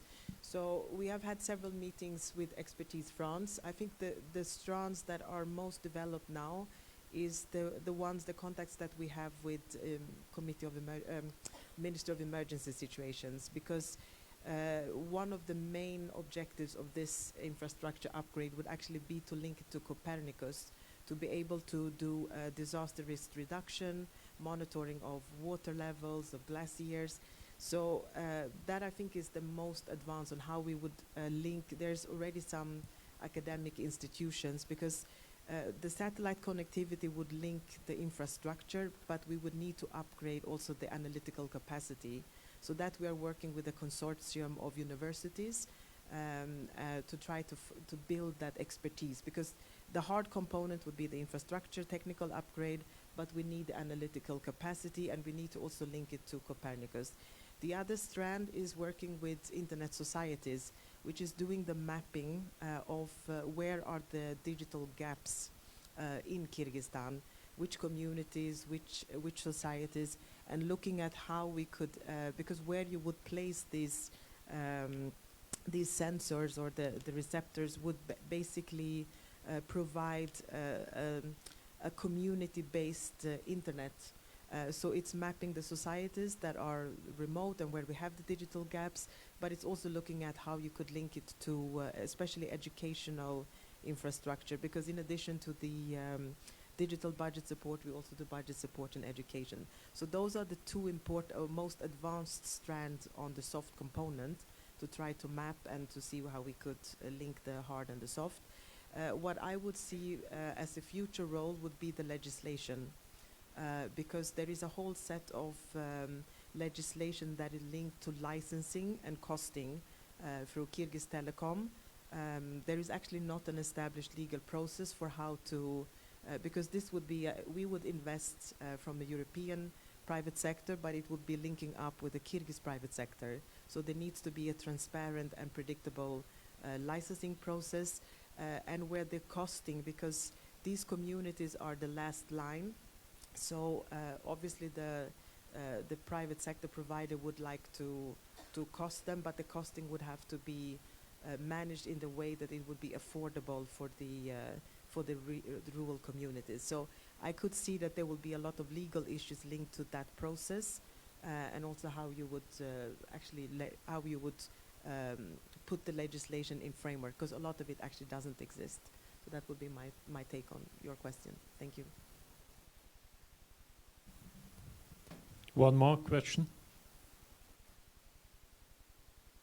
please.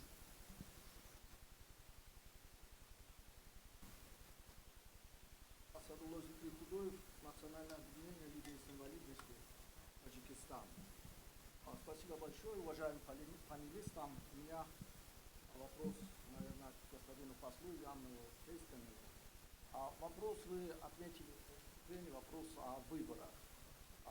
Накануне в Республике Таджикистан выборы в парламент, и тот аспект, то есть демократический, основной демократический принцип по участию гражданства в выборах, он очень важен. И буквально час назад представитель ЦИК Республики Таджикистан позвонил мне и сказал, что участие людей с инвалидностью в этой политической мероприятии очень важна, и нужны встречи и консультации. Тот опыт, который есть в Европе, он очень позитивный, он показывает, насколько лица с инвалидностью, например, принимают участие в выборах. Мне кажется, это очень важный подход к этому вопросу. И как вы думаете о той практике, которая есть в странах Европы? И мне кажется, что страны Европы то есть наблюдатели за выборами, которые отправляются со стороны Европы, там должны быть эксперты из числа людей с инвалидностью. Мне кажется, что также Европейский Союз должен рекомендовать правительствам стран Центральной Азии о том, что лица с инвалидностью из стран Центральной Азии должны быть активно предложены в качестве наблюдателей в других странах. Это будет как таковой опыт по участию людей с инвалидностью в выборах. У меня вопрос, в принципе, что вы думаете об этом? И второй момент, вопрос госпоже Мэрилин Йоханссон. Республика Таджикистан вас очень хорошо помнит. Вы активно принимали участие во всех сферах жизни Республики Таджикистан. Сейчас вы говорили о том, что интернет должен быть во всех регионах. Кыргызстан и Таджикистан – это идентичные страны, то есть горные страны, где реально вопрос интернета очень сложен. Президент Республики Таджикистан в течение 4-5 лет объявил о цифровизации. Мне кажется, что тот опыт, который будет в Кыргызстане, должен быть и в Республике Таджикистан. Ваше мнение об этом? Спасибо большое.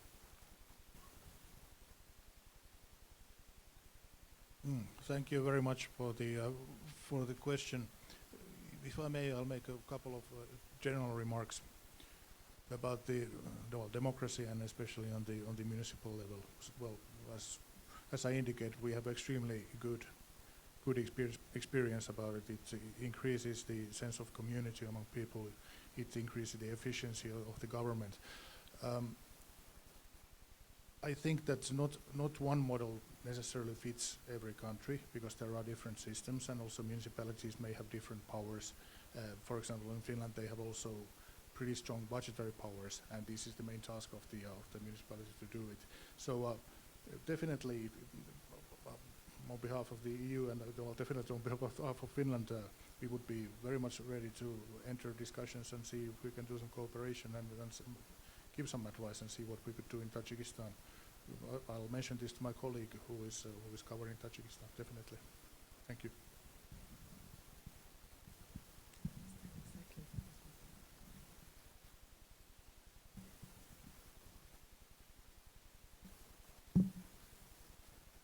Sorry. Yeah, first of all, very good to see you here again. We worked very closely in Tajikistan, so it's very good to see that the regional connections are working. My Russian is as bad as it always was. I'm not sure I fully understood the question, but I do know that the digital offer that we have for Kyrgyzstan, Kazakhstan, and Uzbekistan is also extended to Tajikistan, and I think that, yeah. On digitalization, yes. So I think that, yeah, I know that we have the same offer for Tajikistan as we have in Kyrgyzstan. Knowing I know that the situation has improved since when I was there, but I would say that indeed the digital infrastructure in Kyrgyzstan is much more developed than in Tajikistan. And I think what we have seen is that the connectivity between the two countries is growing. We have seen lately that there are lots of negotiations on the border issue, and it's very clear that because of the closed borders, the potential for trade between Kyrgyzstan and Tajikistan are now very limited, and that goes very much for digital services. We have, if we look at Pamir region, it's very mountainous areas that is also quite disconnected from the capital, Dushanbe, and where a lot of digital services could actually be provided from the Kyrgyz side when it comes to education, when it comes to health and other transport infrastructure. We are working between Kyrgyzstan and Tajikistan mostly in the energy sector, in projects like Kaza 1000, where we have a good collaboration on the kind of energy infrastructure. But I would definitely see increased potential also for digital infrastructure and trade, because the transport connectivity between the two are quite limited. But to my knowledge, and I'm looking at my colleagues from the EU delegation in Tajikistan, it would require quite substantive investment on the technical infrastructure from the Tajik side, and that's a discussion that I think we would have to engage with the authorities. I saw that there's changes when it comes to the new ministers, but please know and please convey back to your partners in Tajikistan and engage with the delegation that we do have the same offer for Tajikistan on a technical upgrade for satellite connectivity also for Tajikistan. Yeah, indeed, on the digital, we are a bit more advanced with Kyrgyzstan, Kazakhstan, Uzbekistan, but we have now entered into discussions with the government also in Tajikistan, so we hope this can develop. Я хотела только ответить на вопрос по выборах, потому что вы говорили о особах с инвалидностью. Извините, мой русский не хороший, но я думаю, будет понимать. Если нет, я потом объясню на английском. Я хотела только отметить, что Евросоюз не наблюдает выборы. Это всегда БДИПЧ. И я знаю, что всегда ОБСЕ, БДИПЧ рекомендует тоже access особам с инвалидностью. Тоже в наших странах Евросоюза иногда будет визов по этому вопросу, но так что я знаю, что они всегда рекомендуют этого. Так я рекомендую, что вы тоже, когда БДИПЧ будет там наблюдать выборы в Таджикистане или в любой стране, пожалуйста, поговорите с ними тогда.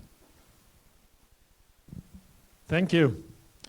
So we are coming to the end of this panel session, which was meant as an introduction into our cooperation plans and the way civil society could be involved. There will be further discussions on this during this forum and beyond. This is only the start, but I think this is a very important discussion also to see what in terms of economic relations, economic priority is going on. And we have also seen that it is always linked to more traditional CSO topics such as environment, such as human rights, such as social rights, and all this we will discuss further also during this panel. Thank you for your patience, and I hand over to Gudrun.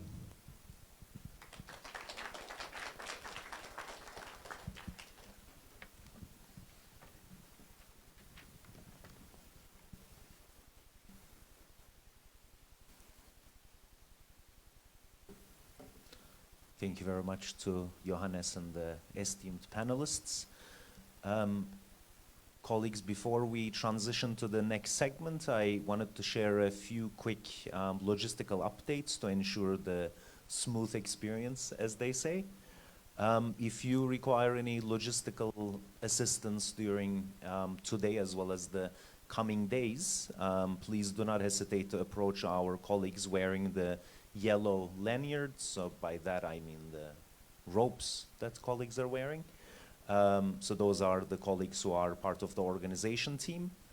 Regarding the content side, on the capacity development issues, on thematic sessions, etc., please approach the DIHR colleagues who are wearing the green lanyards. And anything relating to the communications visibility, particularly the colleagues from various press and communications outlets, please approach the colleagues wearing the red lanyards, such as my colleague over there. So now, building on the insightful discussion we just had on the EU roadmap for Central Asia and the Global Gateway, we wanted to turn our attention to give you a little bit more about the facility itself, the EU Central Asia Civil Society facility that is behind the forum. The forum is one of the key activities, key outputs under that facility, but there will be more to come, and that is something we are hoping to cook together, if I can put it that way, with you in the coming days, in the coming months, and certainly in the coming years. Of course, we are looking at, as our resident coordinator explained, how we advance the Sustainable Development Goals in participation with you, in collaboration with you. How do we transform the societies in Central Asia, looking at the topics, the themes that we talked about, and beyond. We are keen for your inputs regarding that as well. So if this works, great. So as I mentioned, we are organizing this event as a part of the EU Central Asia Civil Society Facility. This is a 4-year program. This is a 4-year initiative from September 2024 to 2028, funded by the European Union.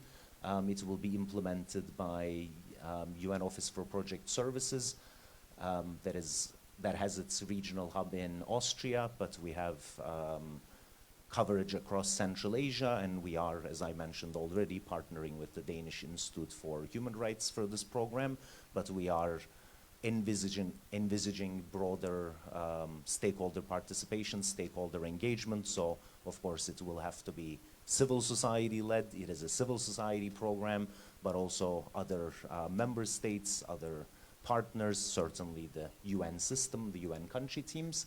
The overall budget allocation is 4.5 million euros, and as you can see, although part of it is blocked by the chair, covering the 5 countries in Central Asia.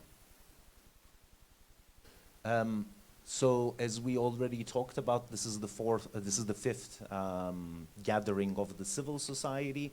I understand with the previous sessions, it was focused more on the forum, and forum is a key output, as I mentioned. But this time around, we are looking at leveraging this facility, leveraging the generous contribution from the European Union to build a skeleton around it, if I can call it that, if I can put it that way. So we will be, of course, using the forum itself as a platform for a dialogue, for collaboration, looking at how do we engage with each other. Johannes and colleagues already talked about the EU strategy and global gateway. So we will be tackling the regional challenges and overall looking at empowering, of course, civil society. I will briefly talk about it. There will be capacity development elements in this forum and beyond. So we look forward to working with you regarding those elements. It was already mentioned this round, we have some sessions on environment, on climate change, youth participation, women's empowerment, digitalization. But again, these are some of the key cross-cutting issues that we identified. Of course, we are keen for your inputs going forward as to other areas we can look at as well. So as I mentioned before, it needs to be co-designed, co-led. System collaborates with me, great. So as I mentioned, the program, the facility itself is going to have multiple components, the cornerstone being the annual forums, but beyond that we will be looking at establishing networks. So some of those will be regional, but we're also discussing how to leverage civil society from Europe, globally, etc., to provide opportunities for knowledge exchange, for collaboration. We are also looking at various capacity development opportunities. So that has both the thematic parts that we are designing with the Danish Institute for Human Rights, but we're also looking at capacity building when it comes to organizational development, financial management capabilities, for instance, how to put together proposals for further funding for regional initiatives and so on and so forth. So that's going to be delivered together with our UN partners.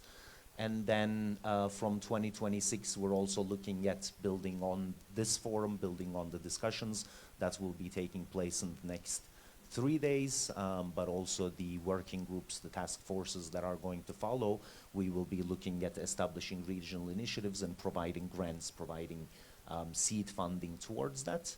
And then the facility, last but not least, has a very important youth component as well. And again, for that, we will be looking at UN partners, you know, some of them sitting here at this table, because the point is not to replicate and duplicate existing initiatives, but to leverage them to the extent feasible.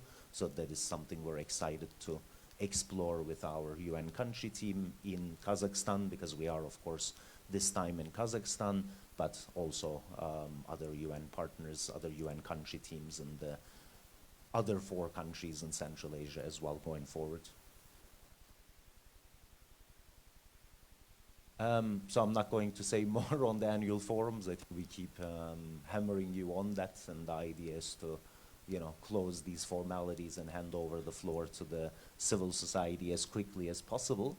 But we are very excited to look at establishing this as a premier forum. So when we talk about civil society, we're hoping that these sessions are going to be the key events going forward for civil society. So basically, in layman's terms, when you say civil society in Central Asia, we're hoping this is going to be one of the most important initiatives, one of the most important forums, bringing together civil society, of course, from across the region, but as I mentioned, other partners, European Union, UN, international organizations, and so on and so forth. And I'm very happy that among the 150 participants we have here today, those groups are all participating, all represented.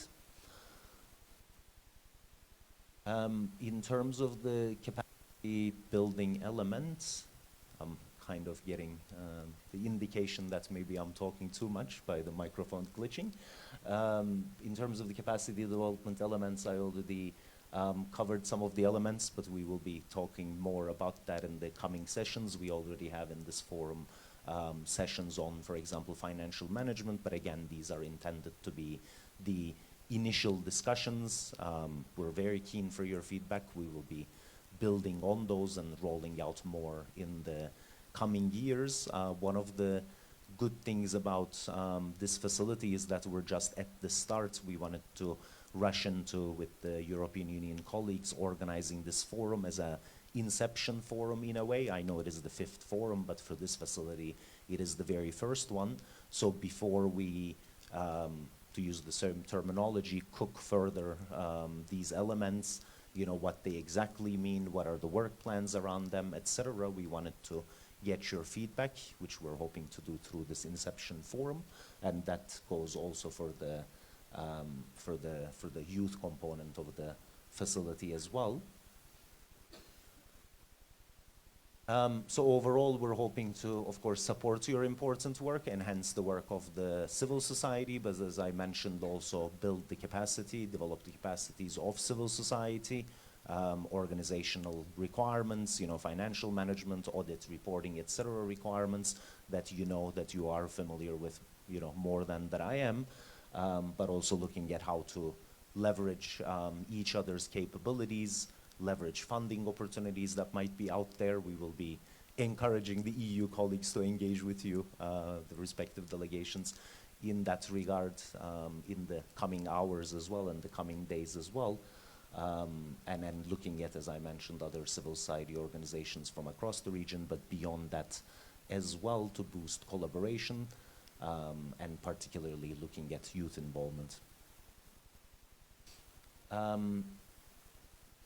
So one important element that I wanted to cover is Of course, with this forum, but also beyond, we're looking at also bringing together government partners, and we're very, very, very grateful for the leadership of the Kazakh government as the host country for this event, because in line with the Pact of the Future, we are very keen to bring various stakeholders together towards the achievement of the Sustainable Development Goals, towards creation of a inclusive society, promotion of good governance principles across Central Asia. So if you're wondering why you have various stakeholders in a civil society forum, that is the reason. But again, we are very much counting on you for civil societies to take the lead and guide us going forward, particularly from this session onwards.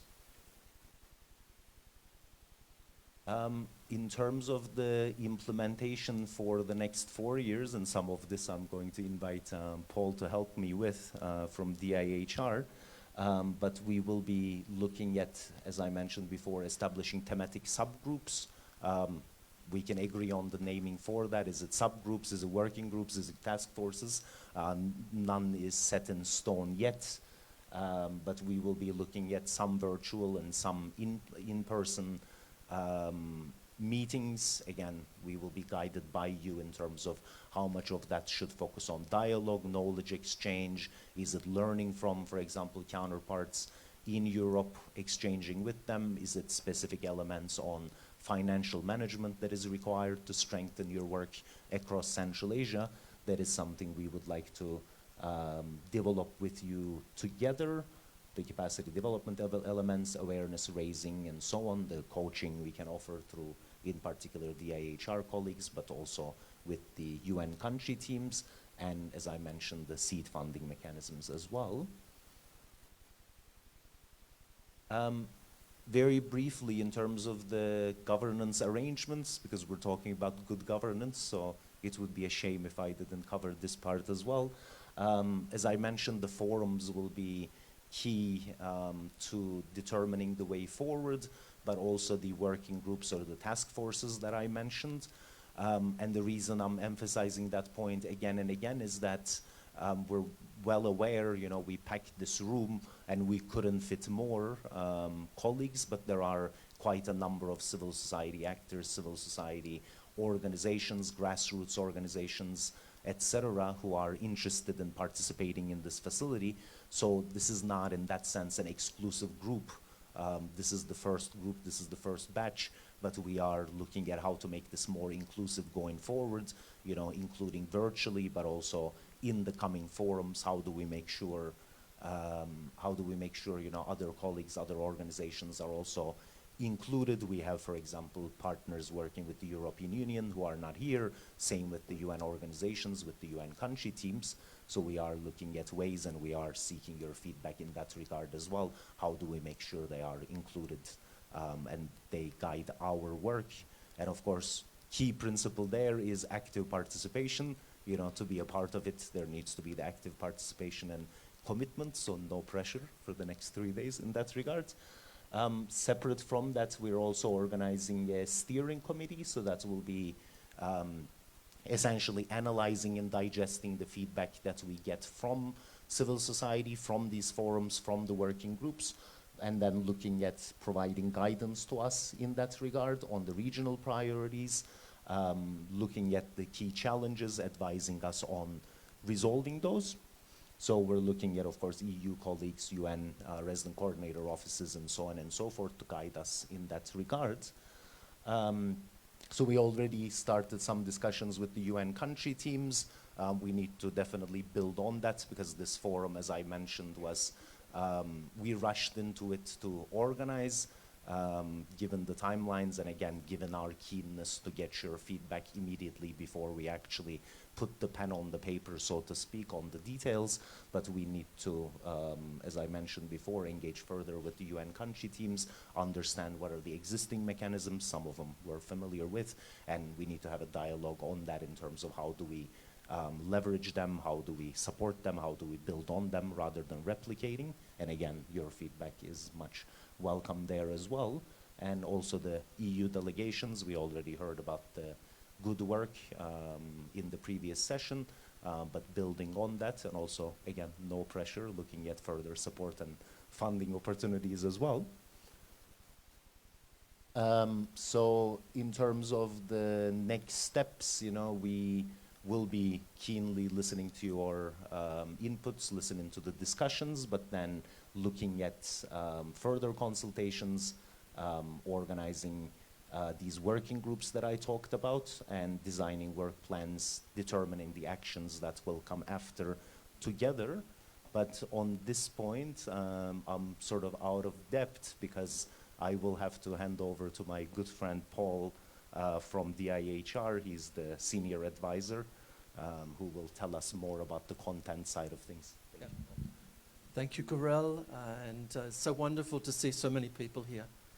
I've never seen such a big civil society forum. It's almost half as big again as we had 2 years ago in Tashkent. So wonderful, and thank you to everyone who's been involved in arranging the event, and to all of you who made the journey to come to Almaty. Could we go back to the previous slide?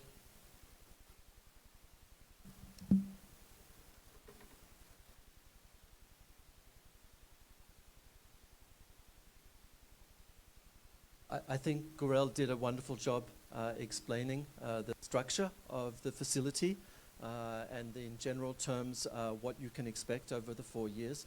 So I really want to add just another 30 seconds to 1 minute to tell you what to expect over the next few months. So as Gorel said, we talk about this as an inception forum. Normally you would not have a forum in the first few months of a program. But we're making use of the forum, and it's important to hold the forum because it wasn't held last year. We make use of this forum to listen to what you say, to learn from your experiences, and to receive your recommendations for what you want this facility to be, to best support your work and your engagement with the EU delegations, with other international representations, member state embassies, and so forth. So really, we are all ears the next few days. But of course, the inception phase doesn't finish here. It will continue over a number of months, and during this month, we're designing the program. And in order to do that, we want to come out and meet with you. So to the extent possible, we'll be conducting consultations with civil society organizations in all 5 countries. If it's not possible to meet with everyone in person, we'll also have opportunities online. And also to emphasize that it's not only the people who participate here. We know that there are many other organizations who would have loved to have the chance to be here. And we want to make the facility something that people can benefit from as large a group as possible. After the consultations, there'll be an open invitation to all CSOs to apply to join the thematic working groups.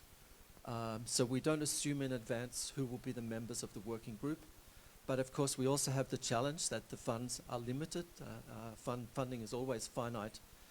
If it's not possible for every organization to be part of a working group, there will be opportunities for others to apply for seed funding, to apply for small grants, to do consultancies, to do analytical work, or to participate in training activities either in person or online.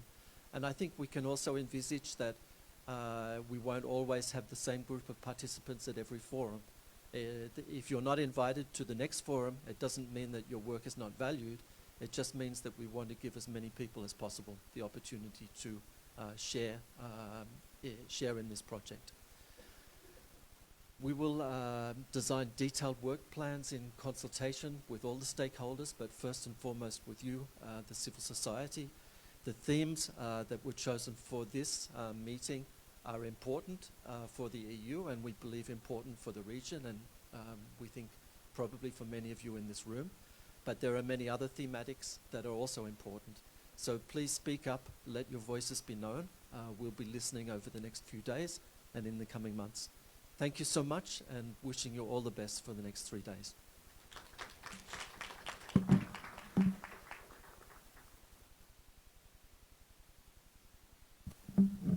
Thank you very much. much, Paul Dalton from DIHR.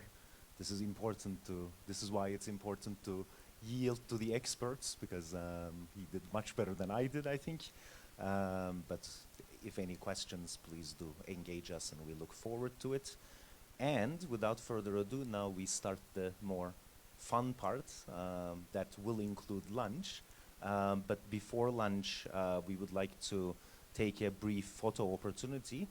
So for that one, we've been contemplating this for the last few hours. How will this work best with so many participants? So the current thinking, and I will ask for your help there, and I will ask Aidana to help me in Russian as well. If everybody can stay where they are to begin with, that's the first step. Then secondly, if you can stand up and face the ladies in the back. I guess Ramona, my colleague wearing red, helps to identify where you should be looking at.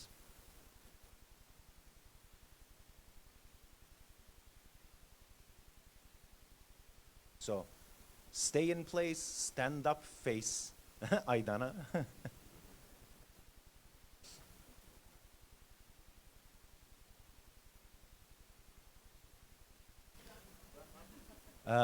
Third step, the colleagues all the way in the back, if I can invite you more to the front.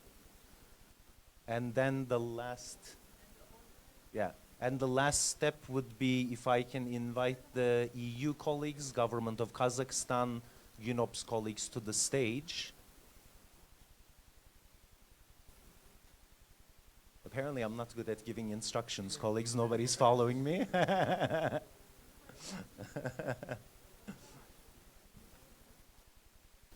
So as you're getting ready, just wanted to mention that... Yeah, exactly. Or I will save the lunch announcement after, so please.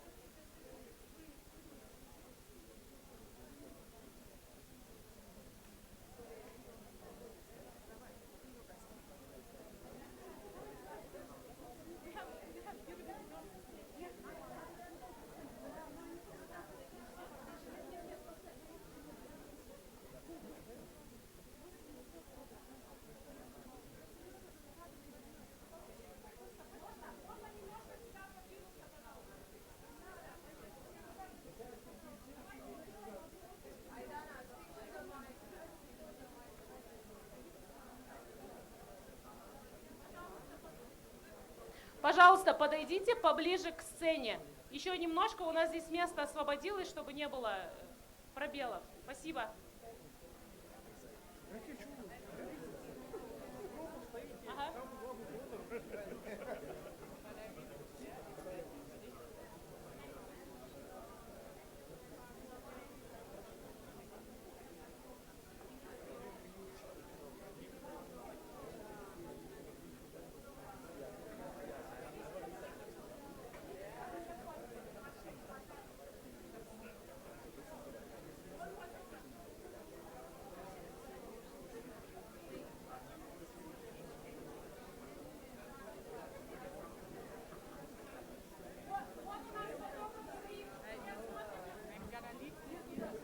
Все смотрим на фотографа. Фотограф у нас с той стороны зала. Фотограф сейчас поднимется на стул, чтобы нас всех было видно. Осторожно, ага. Давайте, давайте, соберемся. Все, всех видно? Всех? Айгерим, Айгерим, попозже. Спасибо. Окей. Все, мы готовы? Так, мы готовы, все смотрим на фотографа.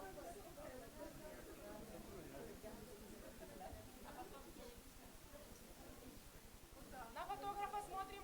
Фотограф фотографирует.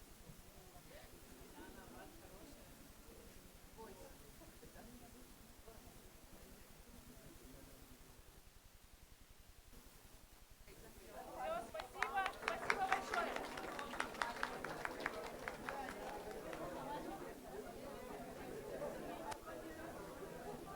Сейчас, через пару минут мы начнем пресс-брифинг. Журналистов попросим остаться в зале. Пожалуйста, представители медиа, останьтесь в зале.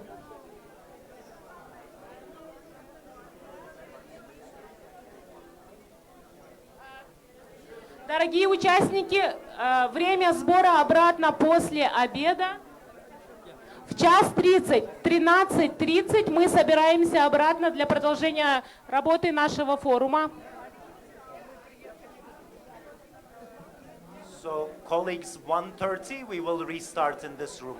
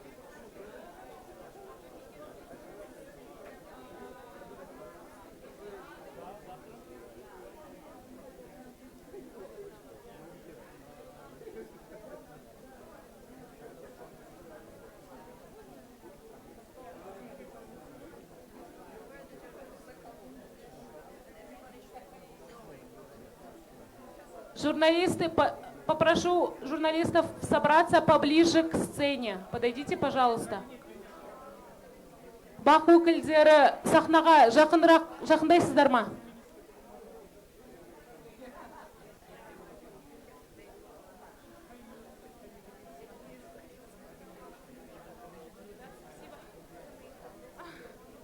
Это все красная помада.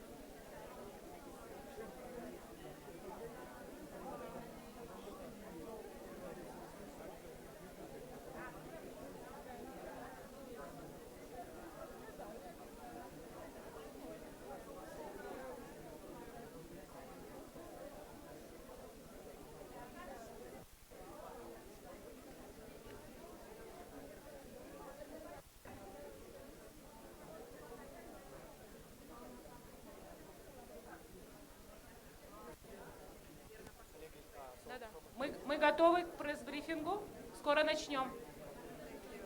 Господа журналисты, пожалуйста, соберитесь поближе. Для спикеров микрофоны дайте, пожалуйста.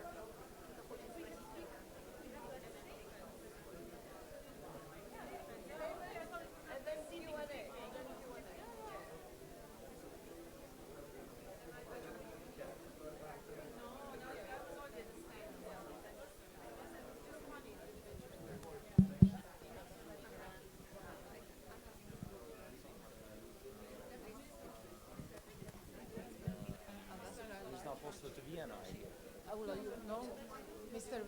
Василенко. Okay. Министр, да, будет? Ну да, хорошо, хорошо.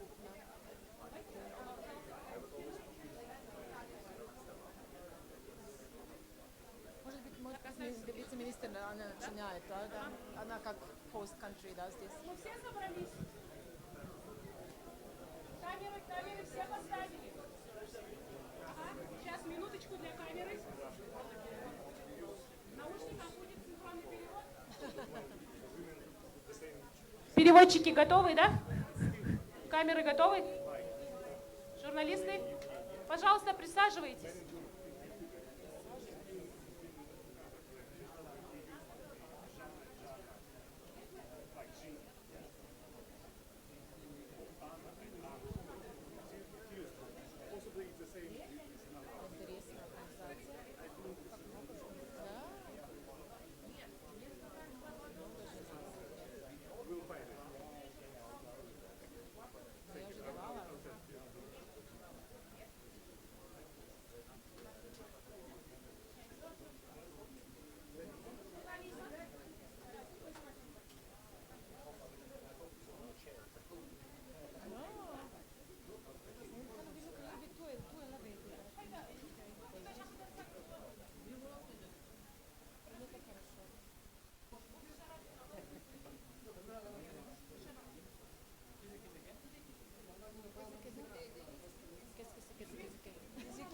По очереди.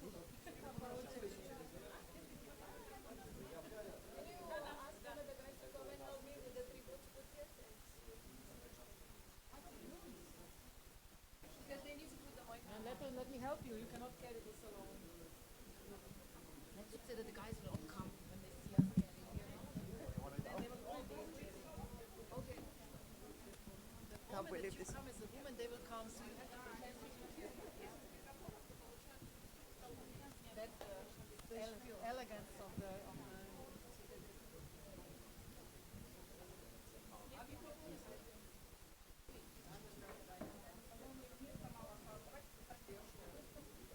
Можешь вперед подвинуть.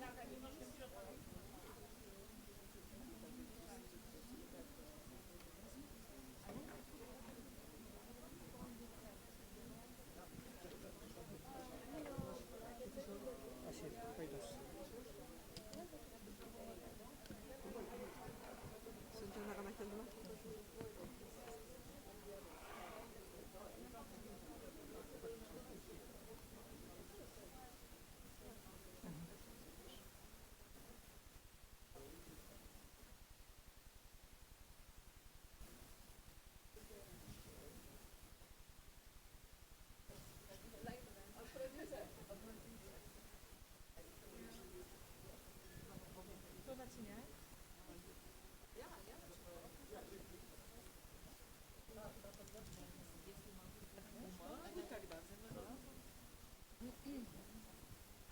Хорошо.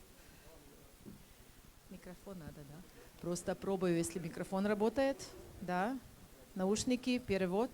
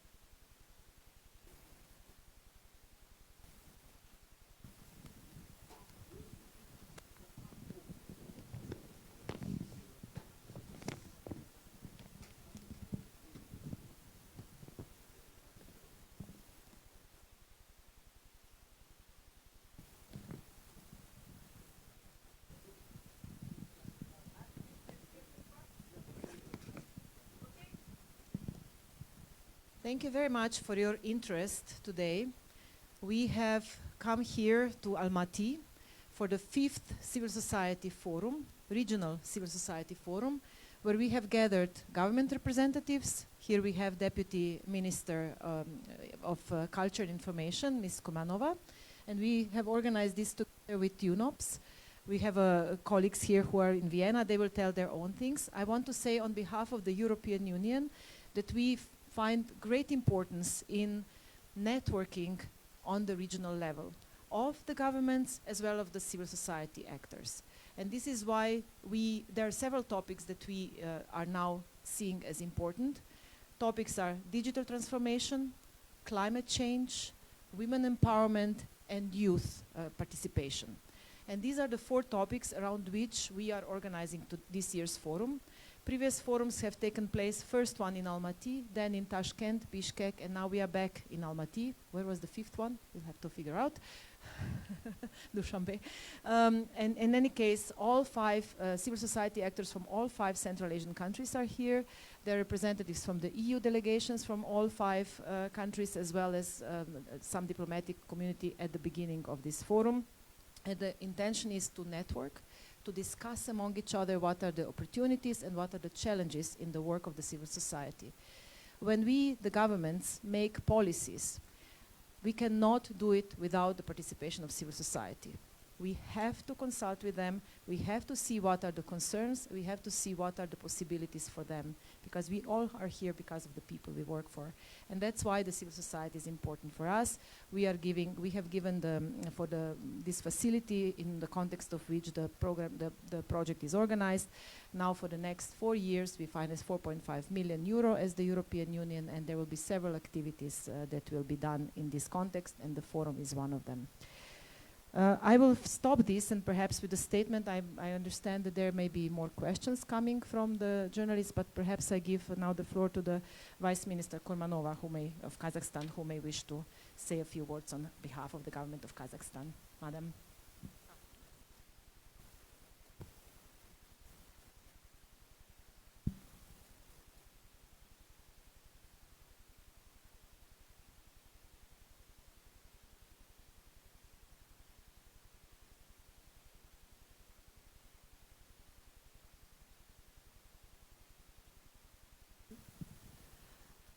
Құрметті қауым, бүгін Қазақстанда, Алматы қаласында Европалық одақ, Орталық Азия атты 5-ші азаматтық форум өтуде. Бұл форум біздің Орталық Азияның азаматтық қоғам өкілдерімен азаматтық қоғамның әрі қарай даму мәселелері бойынша талқылауға, ақпаратпен, тәжірибемен алмасуға, және де алдағы біріккен жұмыстарды ұйымдастыруға мүмкіндік береді. Өздеріңіз білетіндей, біздің бүгінгі таңда елімізде қабылданатын барлық шаралар азаматтық қоғамның өкілдерімен негізінде қабылданады. Оны бірден айтқым келеді. Республика президентінің жанында азаматтық қоғамның өкілдерінің пікірлерін тыңдауға, ұсыныстарын жүзеге асыру үшін президенттің жанында ұлттық құрылтай, ұлттық диалог алаңы жұмыс жасайды.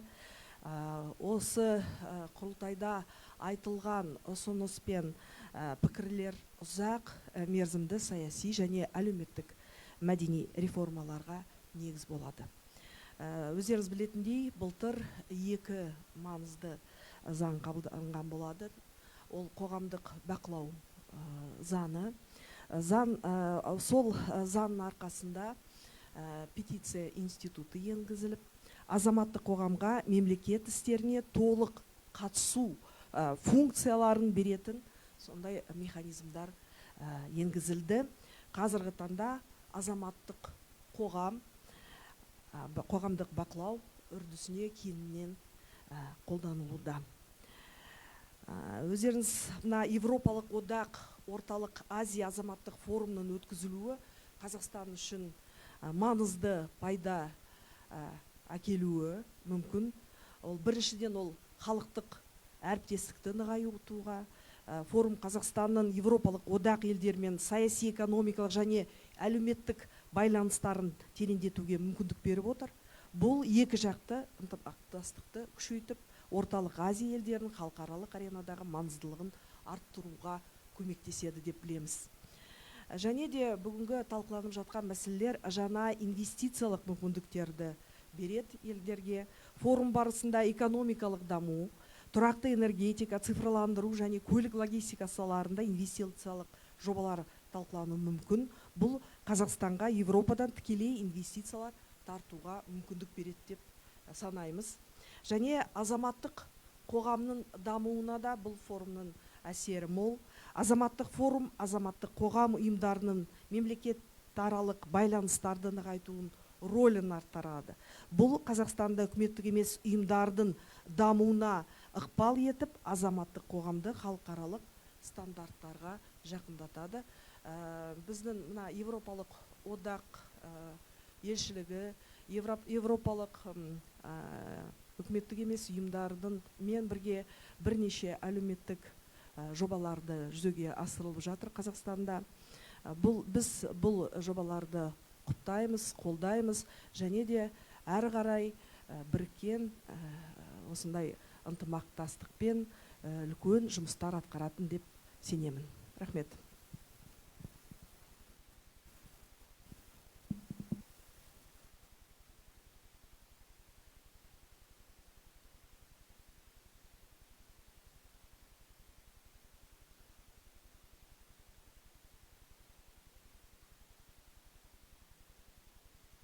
Thank you very much, Ms. Ambassador, Ms.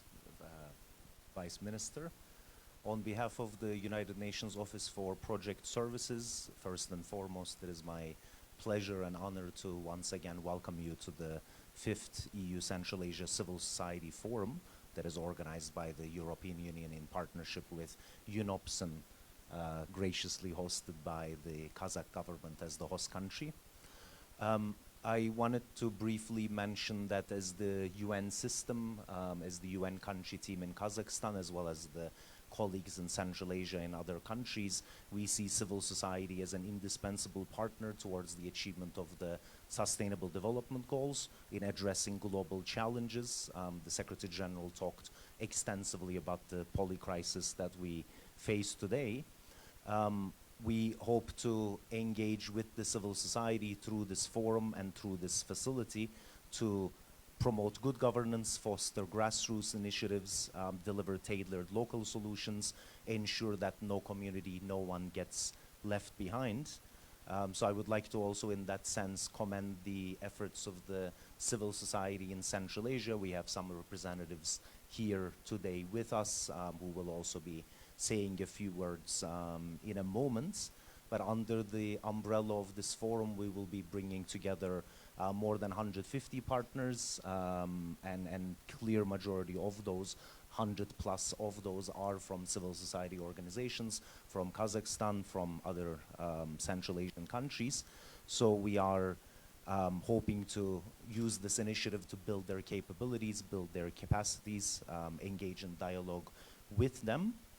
I would like to take the opportunity to express our gratitude to the European Union. You have some UN partners led by the UN resident coordinator in this forum as well. Their engagement is invaluable together with the civil society.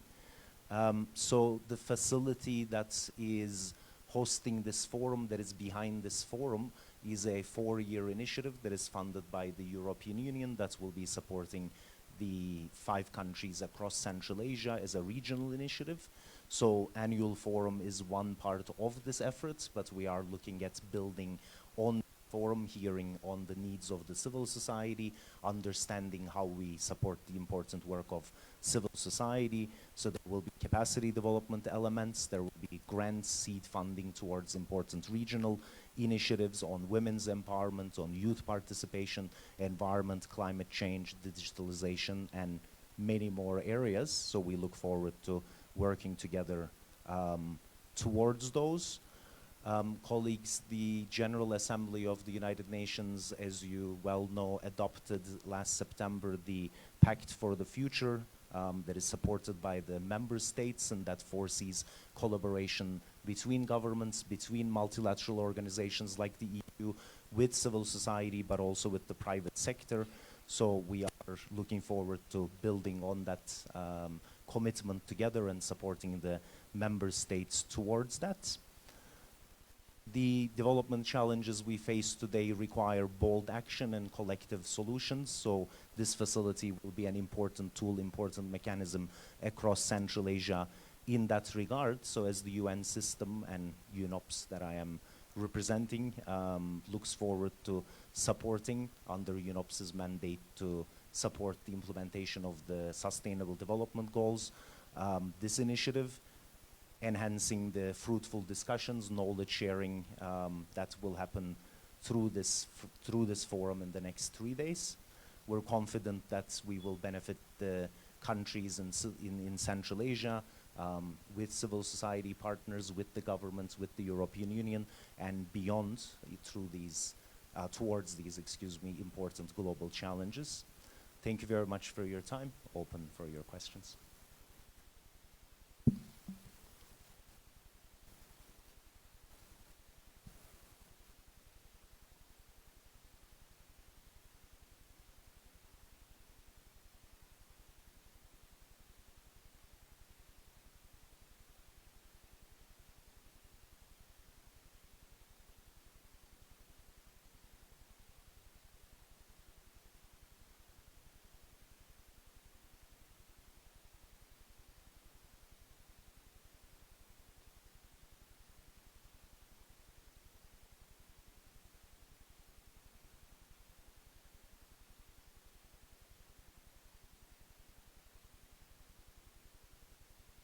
Да, сейчас, да.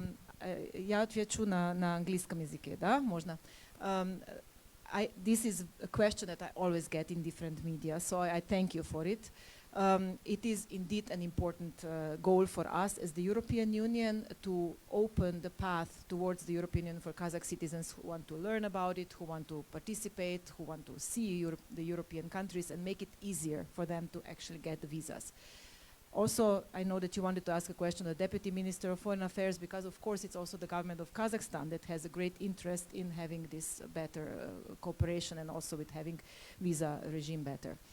We are working on it. I cannot give you the timeline, but I can tell you that there is interest from both sides, but there are very complex procedures that go in terms of when the member states can agree on this kind of a visa facilitation agreement. And then there is negotiation because there has to be certain conditions met by the Kazakh government. There is willingness from the Kazakh government, there is willingness from the European side, but it's not a very fast process. Thank you very much for your question.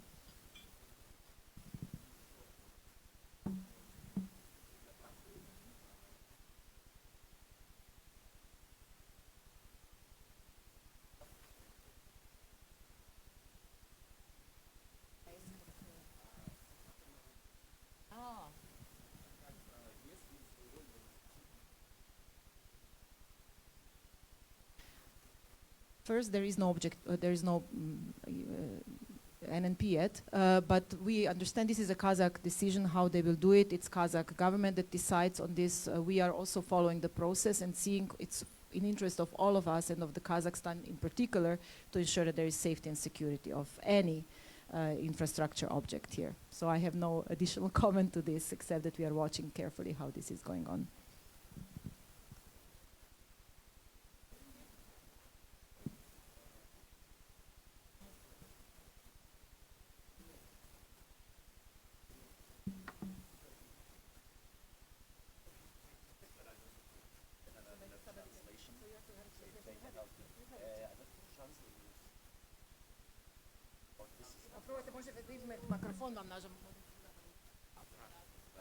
Алло, так, переводчики меня слышат? Ага, вы слышите на английском, да, мой перевод, моей речи? Все хорошо. Вот такой вопрос.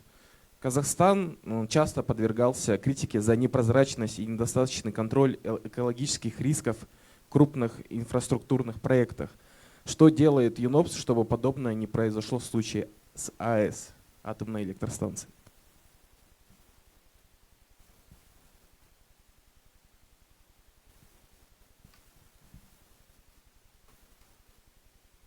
much for this.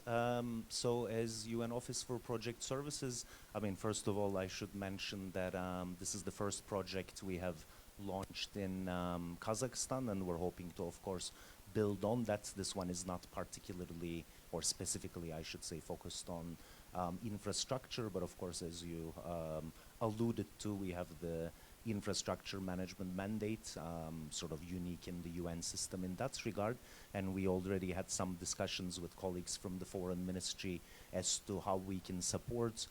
United Nations has the 5-year plan, essentially the UN Development Cooperation Framework, that outlines how the UN intends to support the Sustainable Development Goals in the country, but also the country's development priorities. And coincidentally, we're at the process of preparing the next one that should come online soon, and we also looked at how do we support the infrastructure management, infrastructure asset management in the country as a part of that. More concretely, there are two elements. I mean, one is, for example, when it is large infrastructure projects, for instance, that are financed by international financial institutions, you know, we have the ability to come in and support the government. We have some of those examples in Central Asia and beyond, but also we have the advisory mandate. So if the government, for instance, seeks our support to help with specific infrastructure projects, provide advice on, for example, transparency, on international standards, on seismic compliance, etc., we're able to mobilize our experts and our partners in that regard as well. But the important part here is UNOPS is a demand-driven agency, so it is the member states that request our support, and then we mobilize accordingly. So that is something we are very keen to, of course, engage with the Kazakh government on in the coming days, and definitely offer our support in that regard.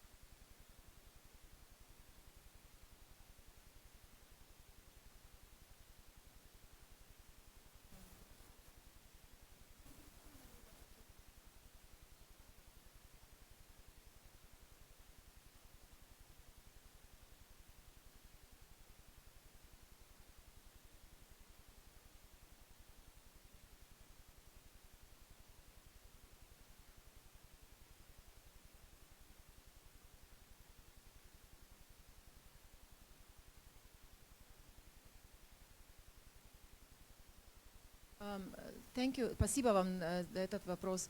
I think that this type of facility, as we have civil society facility, is one way of trying to ensure that there is good empowerment of the civil society actors when it comes to awareness of what are actually the citizens' rights, what are the human rights, what are the rights, political rights of the citizens. That's one element of it. So we don't have a full research capacity or research plan or currently as an idea of doing it for the entire region, but all of the countries of Central Asia have committed in the United Nations, in the OSCE, to certain rights, that they will follow rights and fundamental freedoms.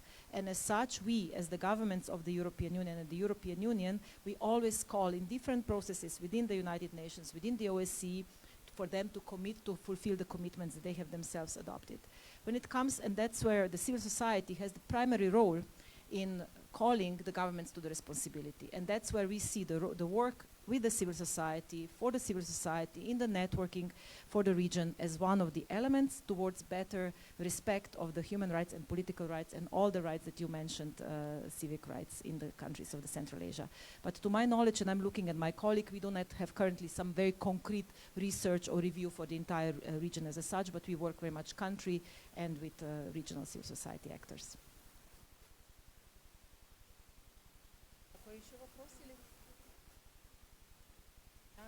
Думаю, всем надо обедать. Спасибо вам огромное всем, что пришли. Да.